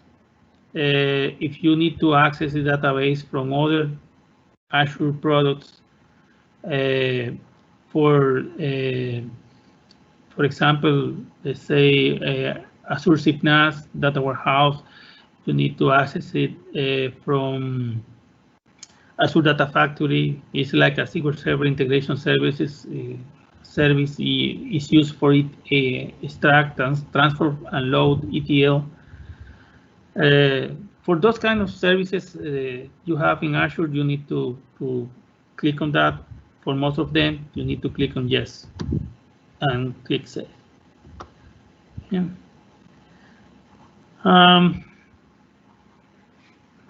Okay. Okay, and now let's add.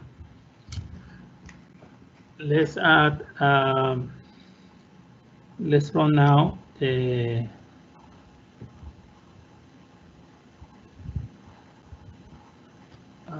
Here's a moment. Here. Here. Okay.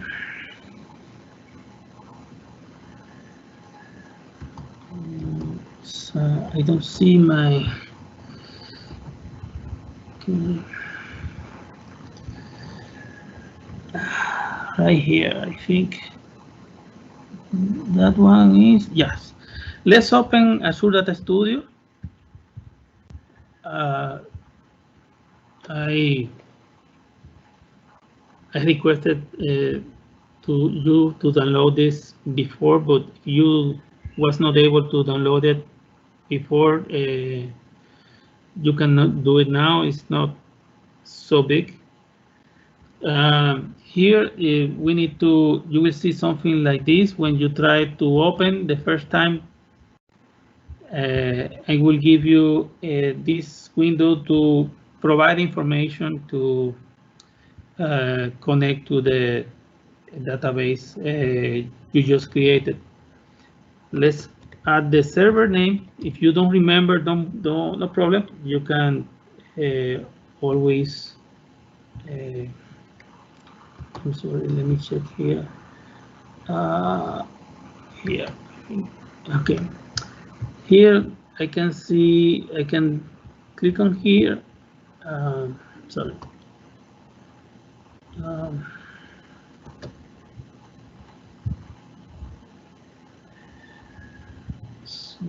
Here, I click here and I close the firewall settings.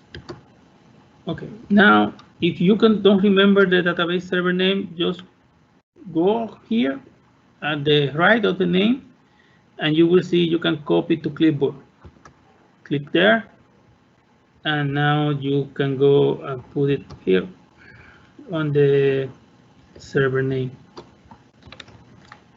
Okay. The authentication type is put it to SQL login. The default is coming with Windows authentication. Change it to SQL login.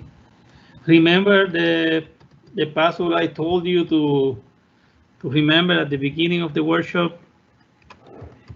Remember I put my username Murillo, but here on the password you can, if you can remember the password you put, please type it here. Here you click on the drop down and you will see the databases available on that server. It does a confirmation that the credentials you provided above are working successfully. So here you are seeing the university database we created a few minutes ago. Let's select that one and click connect right here. Let me allow a few minutes for you to add that. Follow me. And let me see if I can see you. If you are okay, no questions. Good. What I'm having here. Okay. Perfect. Okay. Then. Okay. I can continue here. Let's click on connect.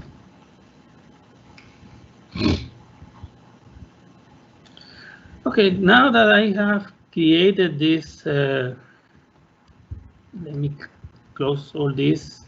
I can confuse you with all these windows open. You may see this screen when you get connected to the database. Now let's create a notebook. I would like to use that option for now because I can create a few comments for you, and it also saves the results of my queries in the notebook. So it's useful in these scenarios like this one to on workshops to document all the things we are doing. So let's click on that one, new notebook right here on that menu. Okay. And now let's see what we got from Microsoft.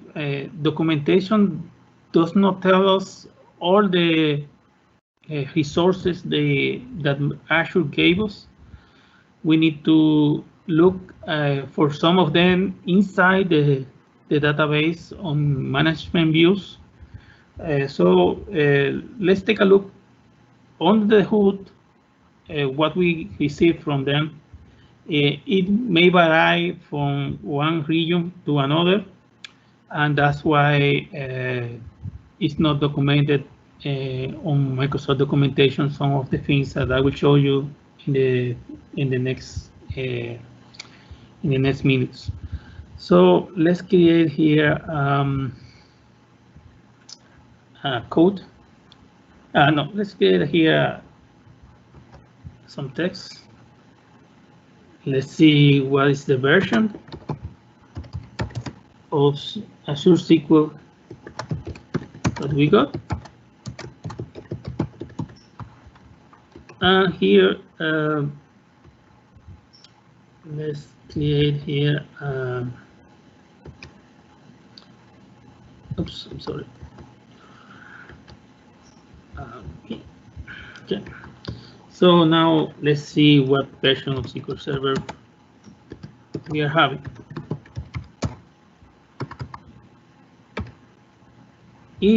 And once you type the instruction, you click here and it will run. Oh, I have some questions, it seems. Yes, you can.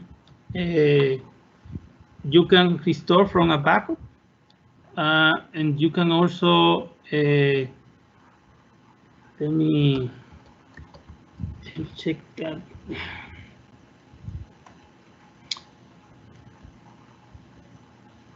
Let me give you that information.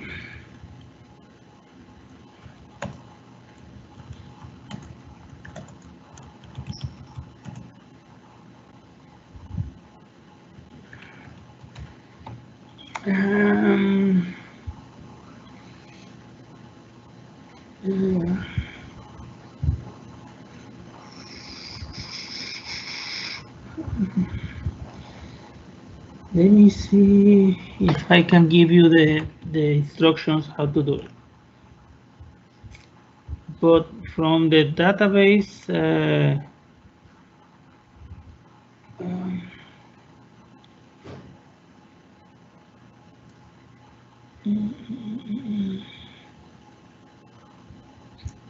okay. Let me try that. For example, let me try that with you here. I can go right here. And I have another one, another server right here. The server is this one. The database is this one, AdventureWorks LT, and it's on the server Morillo. Okay. Let's delete this database and type the name, AdventureWorks LT, and then click on delete.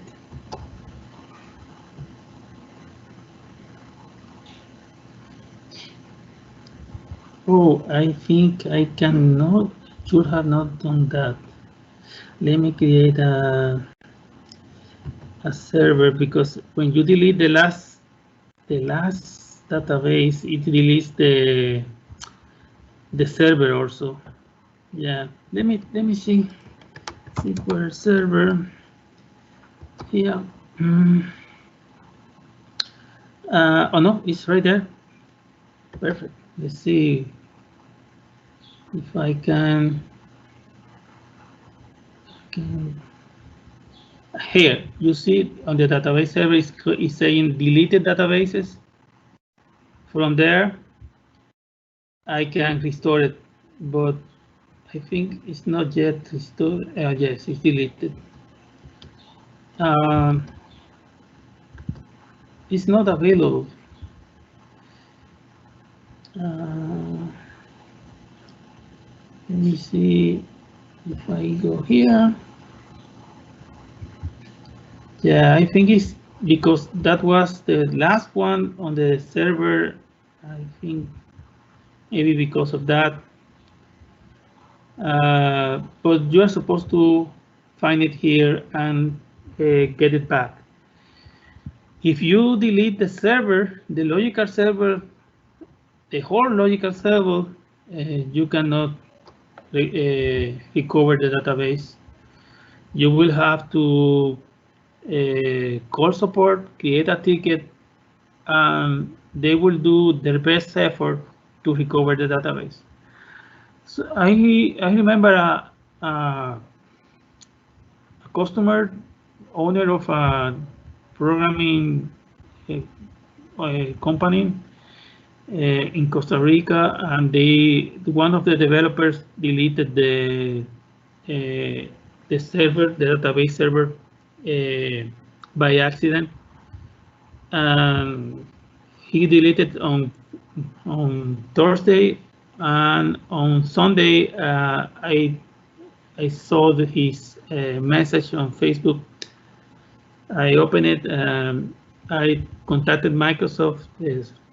A manager in Microsoft helped me to recover the database on Monday, and he told me you were very lucky to recover the database because we run a garbage collector procedure every few weeks that we remove all servers that are deleted. So they will do their best effort if that collector process has not run yet. They can recover it for you, but it's not guaranteed. The best you can do for that is tracing here using. Let me show you.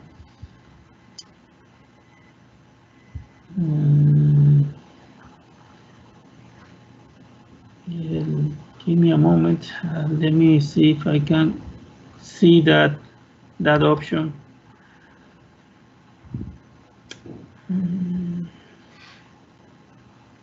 Here, you can use locks, and you can place a lock on the resource, so nobody can remove that server.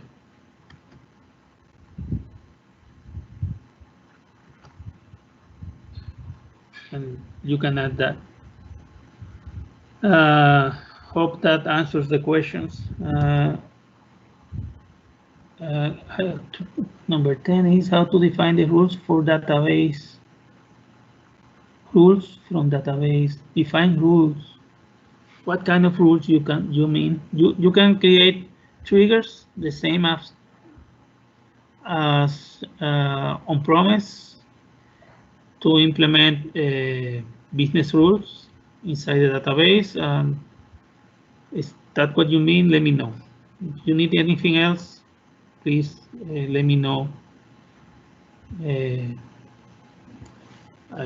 about that question 10. Okay, let me continue there. And then from here, you see the version we are using from Azure SQL Database is 12. As you can see, it is not related to the SQL Server on-premise versions. Okay, so it has all the features of SQL Server 2019, but it's not called version 2019. It's called Azure version 12, as you see. Okay, let's see a few things more. Let's see all the databases inside. Let's create here some text. Show databases.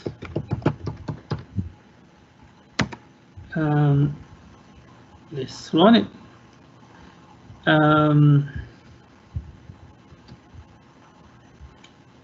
Now let's see, we can run here the code. Oops, and here, and let's create a select from sys databases, and here you go.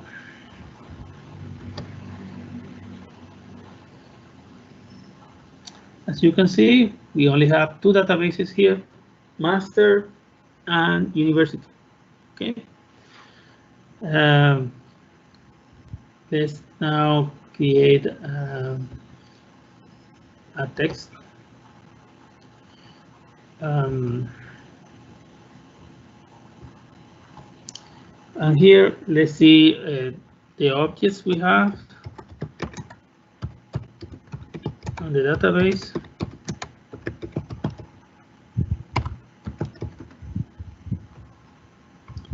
Create here code, some code, and here select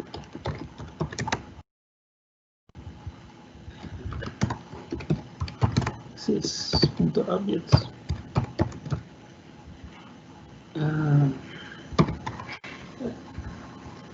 Let's run. Okay, as you can see, there are some systems objects, but we also have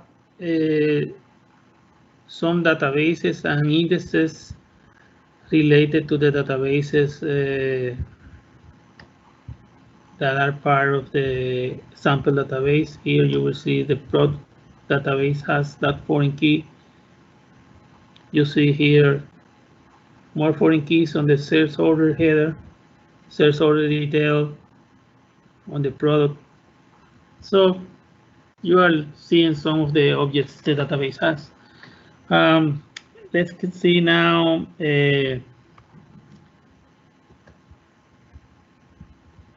some code here.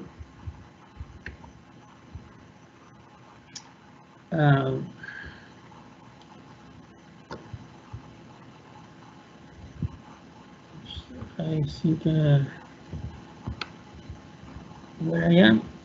Oh, I don't see it. Okay. Oh, here we go. Okay, so let's see. So select from sys DM OS schedulers.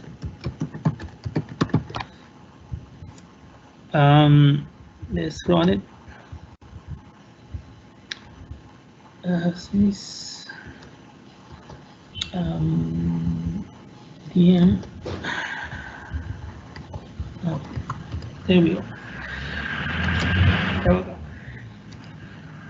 Okay, now you see the CPU. We have here only one CPU on S0 database. The same is with the basic tier. As you can see, it's online. You can see here the number of tasks, current tasks running, and workers. You see, you need to take care of this. The number of workers that are currently active and the number of worker count, because there are limits for each tier on that. So here we see we have 80 and 41. We will see the limit on one of the following queries. I will show you in a few minutes. Okay, let's run also this one. Right here. And let's run the select. This one.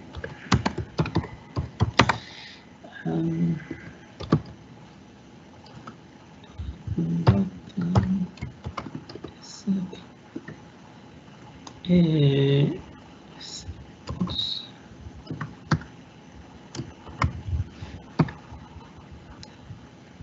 Set request. Let's put it there. So that's the one. So here we can see what is running on the server. As you can see, many background connections you will see there. You will see also some connections showing, like, let me show you. You don't see it yet. You will see some connections showing like DB1, DB2. Those are backups, the backup service, and monitoring from Azure, getting connected to the database. That's for that. That's the meaning of that command, of that SQL statement. Let's run more code. Let's run this one. Resource governance. Yeah, it's called.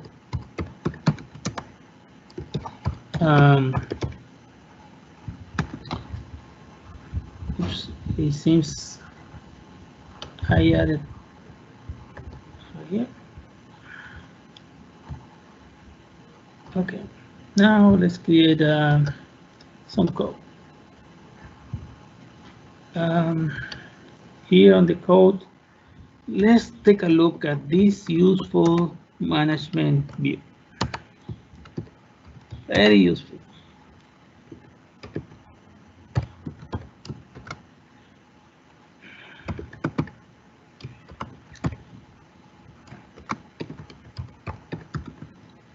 Yeah, that's the one. I want to query that because that view will give us a lot of information. As you can see, that's the database ID.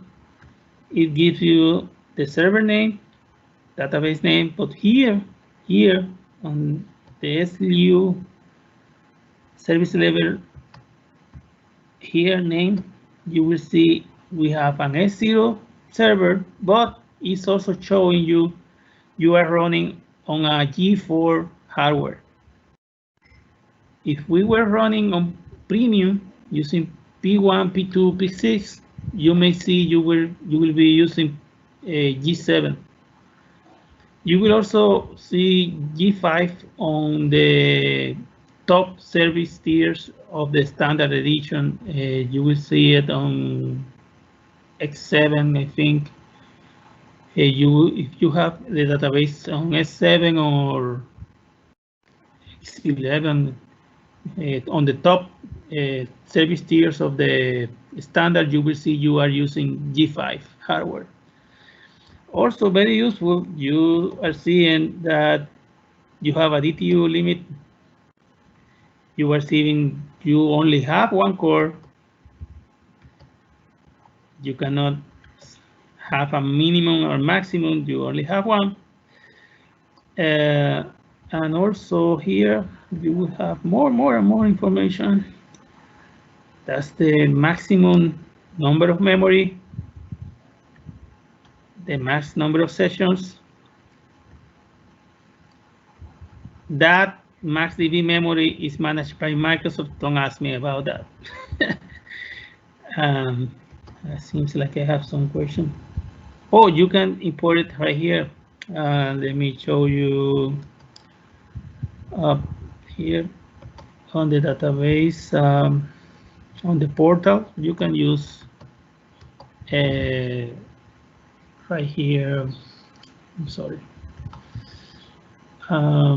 Here you click on the database. You want to export the database. It's right here. Here on the menu on the top, you will see export, and you need to have an storage account created to export the database full on the portal. You can also use a command for that and import it directly to your computer, but it may be difficult if the database is too big. It's better to export it to a storage account in Azure, and from there you use Azure Storage Explorer and you can download it to your computer. Hope that answers the question. Question 11. Thank you, Mohammed. Let me continue with you here. Okay, and now, as you can see, there are more information right here. Another good information is the lock rate. The maximum lock rate is the number of bytes per second that you can write to the log of the database, and it has a limit based on the tier. So for intensive workloads on the storage, you better go to premium, or premium is better, because you will have a SSD storage on premium, local SSD storage. Okay, so let me continue with that. Also, another good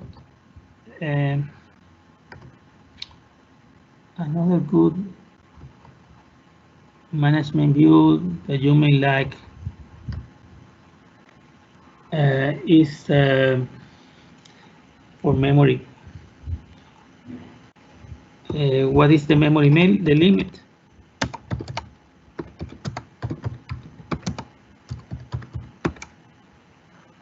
Okay, that questions you will have it answered with this. Back.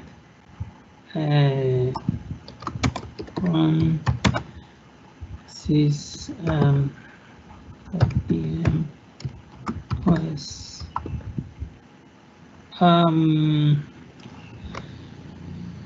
job object. Right from there, you will see here that the memory limit for the database is 101.7 gigabytes. That's the place where you can see that information. You won't find it in documentation. Okay, that's why I love this management view. Okay, let me now check some connections for you. Let me add connections here. Show connections to the database, and it's added here.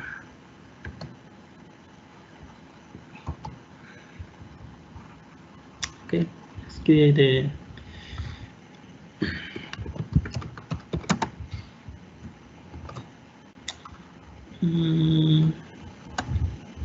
from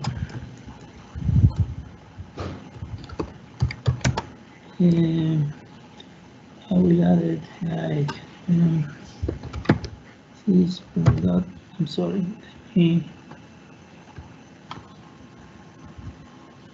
Okay, good. Here you can read what I'm doing. Oops. Oh, this one goes up and up. Yeah. So here we have this. Let's create that sec connections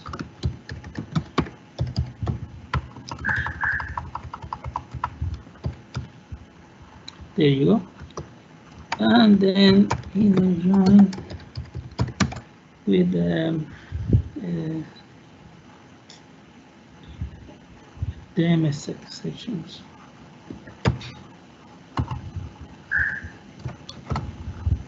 Section.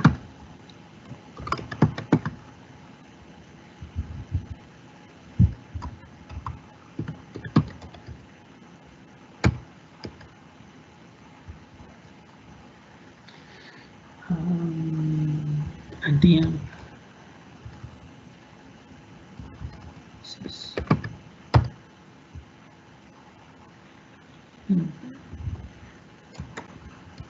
and where's going sessions?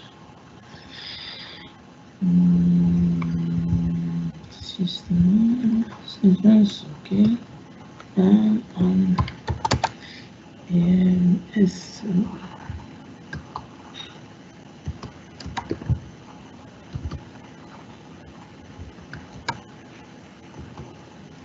Okay, this. This one.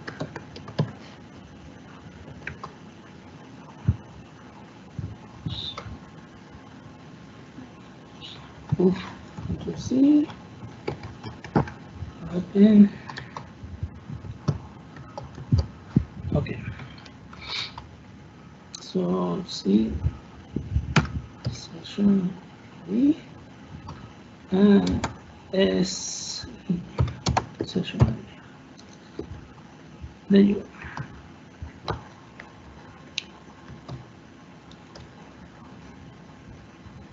Here. Okay, here you will see all sessions connected and connection time, what protocol they are using to get connected, if they are getting encryption or not, and you see more information. Let's read, let's write for all the connections. You see the IP address for the connections and the program that is connected. Here we are, Azure Data Query, and all these connections seems to be related with this Azure Data Studio we are using. And you can see it's built on Core, .NET Core. You see a lot of information for the connections, the language, format of the date, logical reads, pages of 8 KB logical reads, all that information. Okay, so let's continue with next one.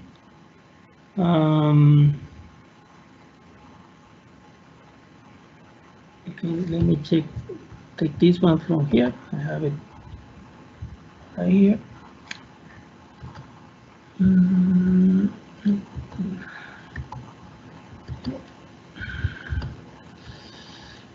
Okay. Let me copy this one. The video here.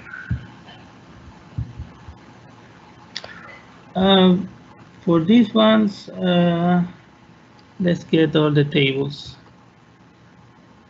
Let's add that.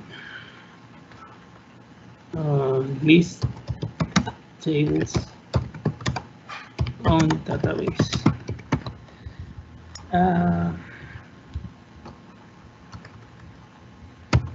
Okay, here I will then check use a code cell and execute the command right here. And this will give me all the tables that exist on the database and views. Also, you will see them as you can see here.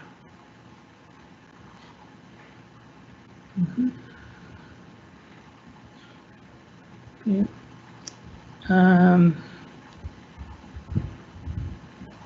You see the database objects, database tables like this one, sales header, only 2 rows, product category, only 41 products. So that's a database. Product, customer addresses. Okay. Okay. Then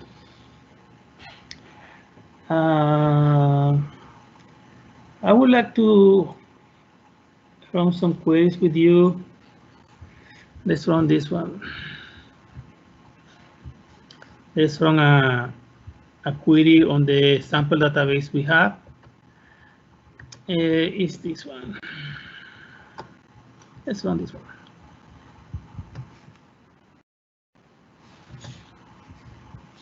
Here,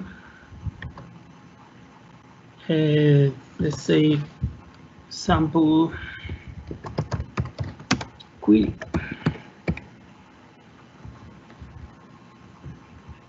Okay, now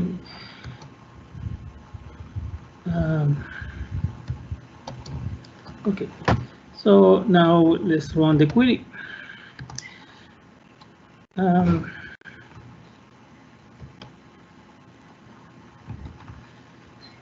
And you can see here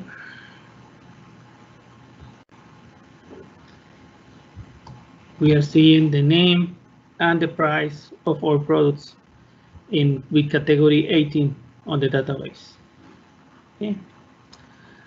Okay, let's run another query, but for this query, I would like you to install an Azure Data Extension so we can see the execution plan of that query.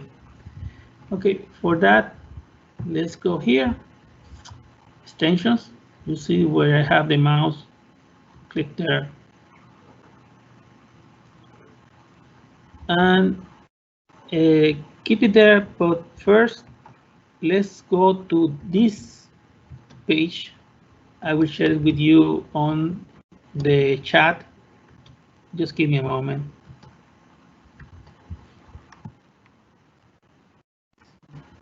Please click on that link I share with you. Let's download an extension from there that will allow us to see the execution plan of the next query we will run. Okay. Okay. When you are there, once you are there, you will see a section called installation. There, please click on the current release. Okay. You will see the latest version is 006. Okay. Click here to expand the assets section of that version 006. There you can download the query plan. Click on here, right click, save link, and save it to your computer. Okay, here I have my documents. On the documents, I created an Azure Data Studio folder.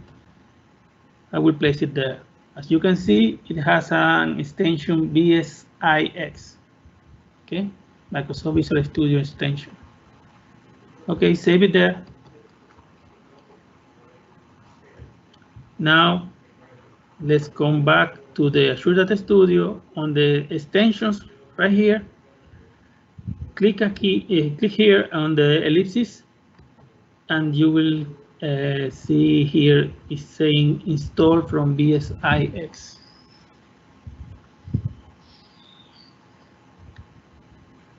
Okay, I will wait a little bit so you can see where it is.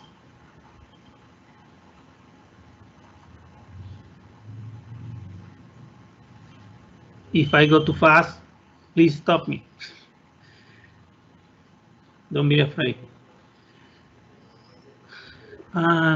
Okay, install from BSIX. and I will look for the file we downloaded. Here you go. Click on that and click install. It's a third-party extension. It's not safe. It's open source. Let's run it. Just click on yes. Some companies will mind about that. They don't like that. But here we are in the lab. We just want to test this. Okay. Let's now be saying completed installing the extension, query plan show. Perfect. I hope you have the same message on your end. Let's run a new query. But this time, I want you to click here. Let's see. Notebooks, connections. Let's see here.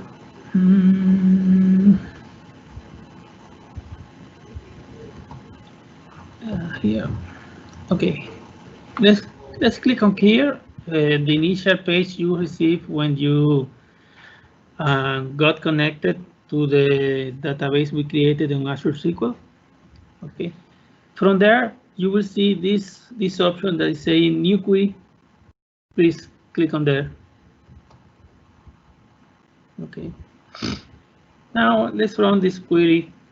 I will show you in a minute. Is this one.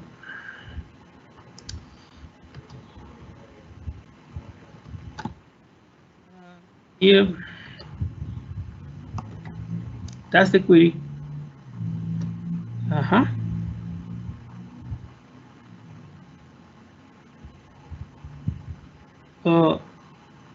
I mean, I shared the link right above. It's right here. You mean this one?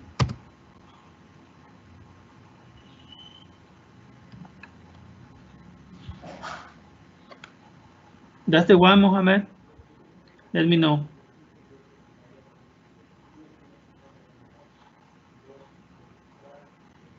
I went too fast. Let me know. I can go back. Okay. Okay. Okay. Now let's run this query. As you can see here, I'm setting this XML on to create a query plan when I run this query.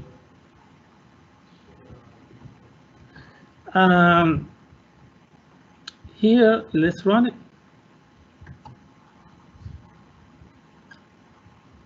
Okay.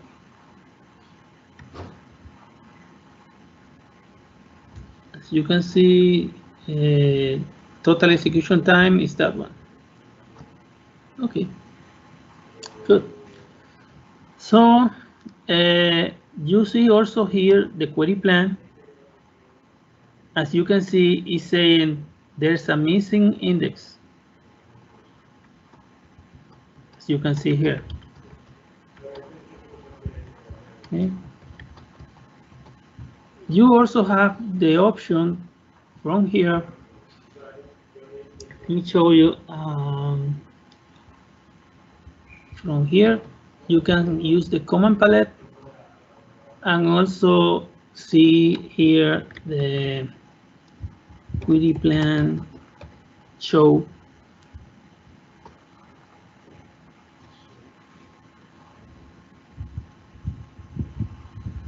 Okay, let me see the query here.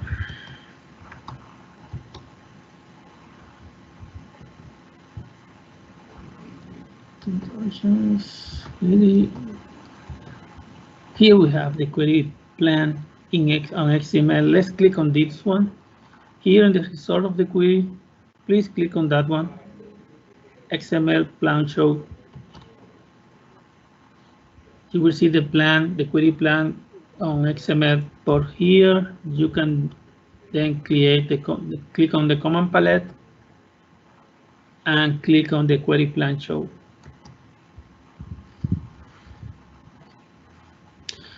As you can see, it shows me the query also, but in more detail. And you can see here, I have the missing index I need to add to the database so the query can run faster the next time. Let's copy that one.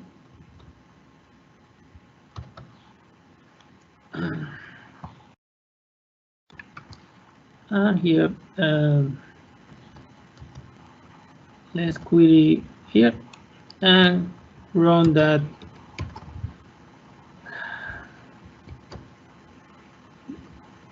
Okay, I created the index. And now let me close this. I don't need to save it. And now let's see if we have some impact on the query. It seems like I close it. Yeah, no problem. I have it here.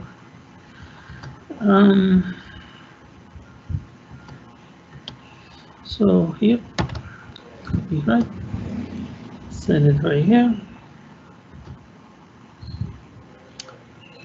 And let's see what we got.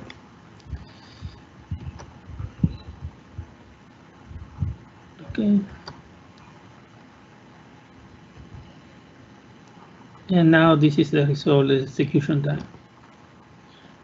Okay. Now we don't have a missing index here. And you can see here, if we run the show plan,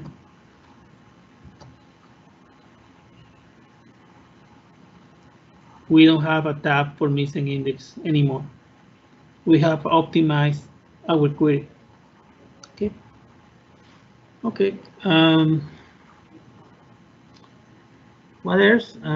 Let me run a few more queries with you on the master database this time. Let me close a little bit of these tabs I have created. We don't need them anymore.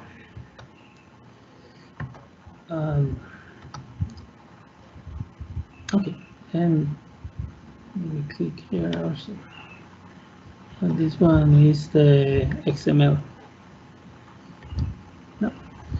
So let's run a few more queries. This time, let's run it on the master database. I have a few of them with you here. I would like to share with you. Let me copy them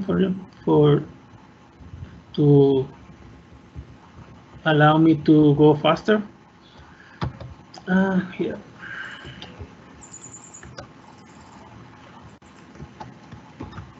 Okay, here the first query gives me the consumption of resources on a database. And let me put here the database. Our database is called University. So let's run that query. Let me copy all these queries right for you on the chat. There you go. You can see the average of CPU resources we are using, the average of I/O, percent I/O, of storage, And the log, remember I told you you have a limit on the write bytes per second that you can write to the log.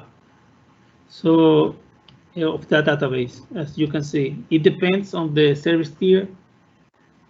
So you need to watch this and create some alerts when you see that when this is going to 100%, you will see the database will start to throttling, and you may find some users that are not able to connect, and you will have some degradation. Okay, so this is the first one of them. The other one is about bandwidth consumption. You pay for the bandwidth going outside of the database, and you will find that because we have not used a lot of bandwidth with this small database. But also you have also this last query that shows you the consumption in and out of resources of bandwidth. Okay. Finally, let me create some users and databases for you.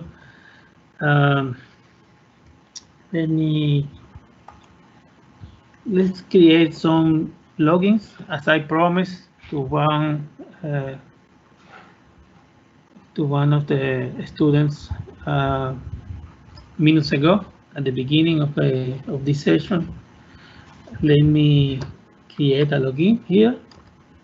Here we are creating a login on the master database, and then we will create a database user on the university database that will be matching this login we created on the master.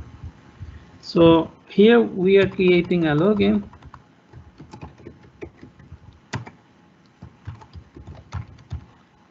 No, not to be how to say it, but login Alberto. Let me.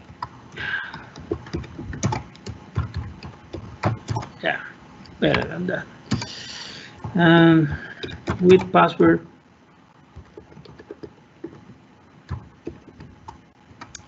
And on the password,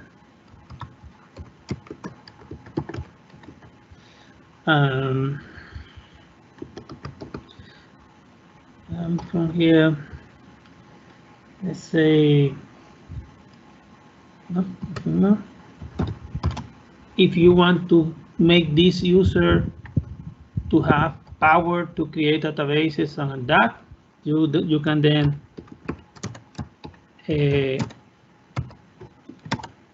alter the role of that database, of that login, and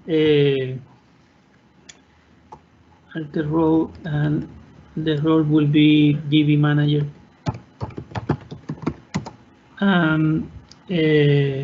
Add member, and will be like that. Okay. Here you go. Here you go. And go. That's it. So we are creating a login on the master database. Here we go. Completed. Now let's go here and another query, but let's run the following instructions on the university database. And from there, we will create a user, name it Alberto, from login Albert. Now that user we created on the master can now access the university database. Or if you want to create a login that will be used for an application, my recommendation is to not create a login on the master database. So the best you can do here is, let me show you.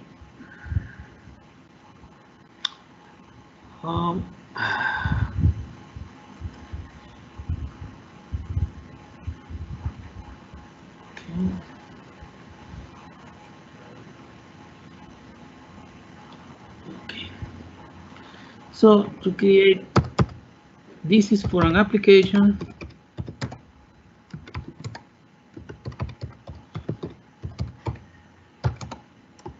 Microsoft recommends this. Remember, the logins get disconnected on failovers. And here we create the user directly on the database without creating the login. And application login. From there, we say with password. And there you go. Let's add the password. And go. After that, let's alter the role and provide some permissions to the app login.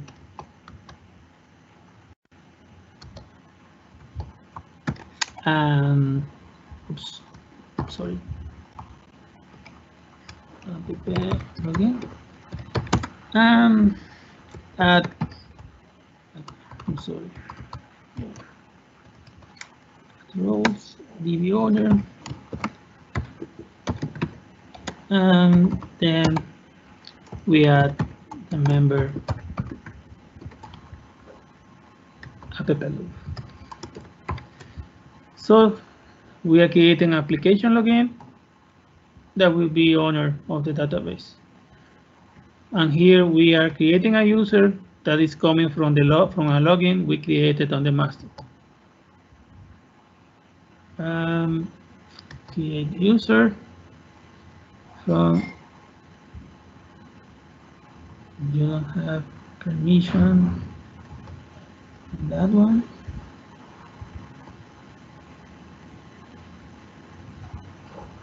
Okay, user and see why.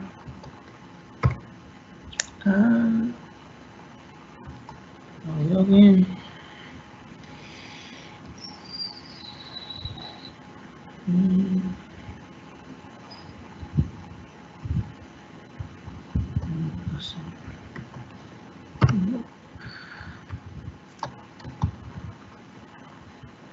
Let me check here.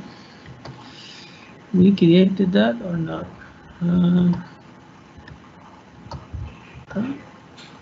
Yeah.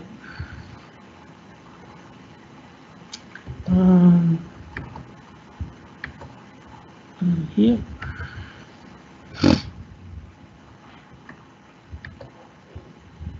Okay. Okay. It seems I didn't run the statement before. Now let me create a, this is what is called this contained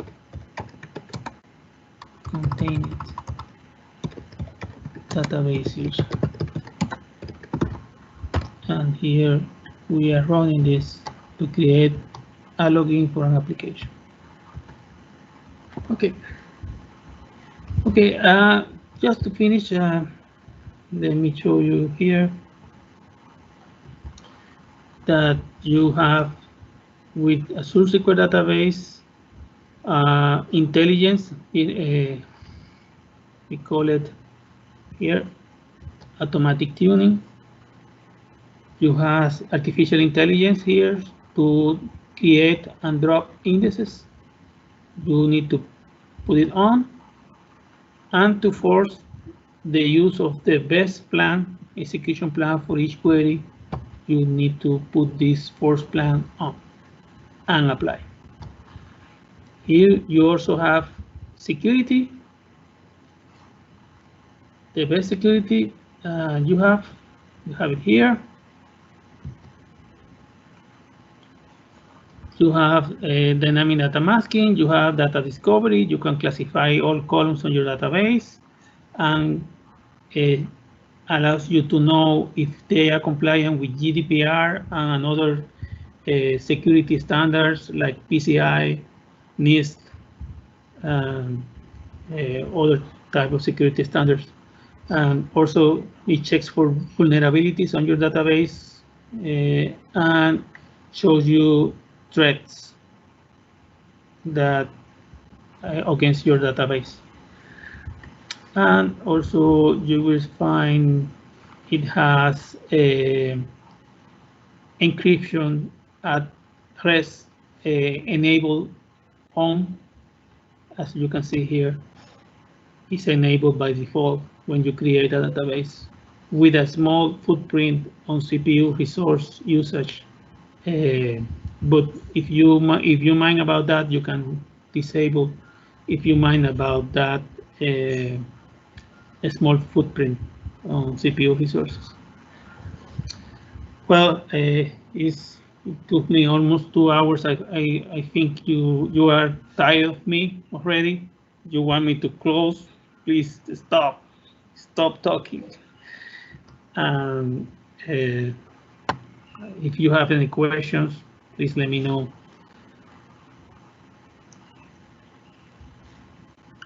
Okay. Well, no, that's it for me. Thank you for having me again. Hope you have enjoyed my session. Oh, that was a long, but that was a great session. I learned a lot about databases, specifically using them in cloud. It was fabulous. The participants liked it a lot. A lot of great session, I'm saying in the chat. So that's a win-win situation, I think. Thank you very much for making me this. I really like sharing time with people like you who admire so much for Azure and who have so much affection for Microsoft services. You guys are just amazing. I would like to be like you one day. You are very welcome. Thank you for having me today. Hope you have found a great motivation to grow on this field and know a lot about Azure resources. Yes, exactly. We did. Thank you very much, Mr. Alberto. We would really love to have you another time. Sadly, this day has to come to an end. Yeah. Thanks again, and I hope we were good to you. Thank you very much. So that was amazing, Mr. Rodriguez. So much to learn from all these amazing individuals. Well, so before finishing our first day, I want to announce that emails are sent to all the participants of bootcamp. Please do not miss the second day, as we have some pretty amazing special guests too.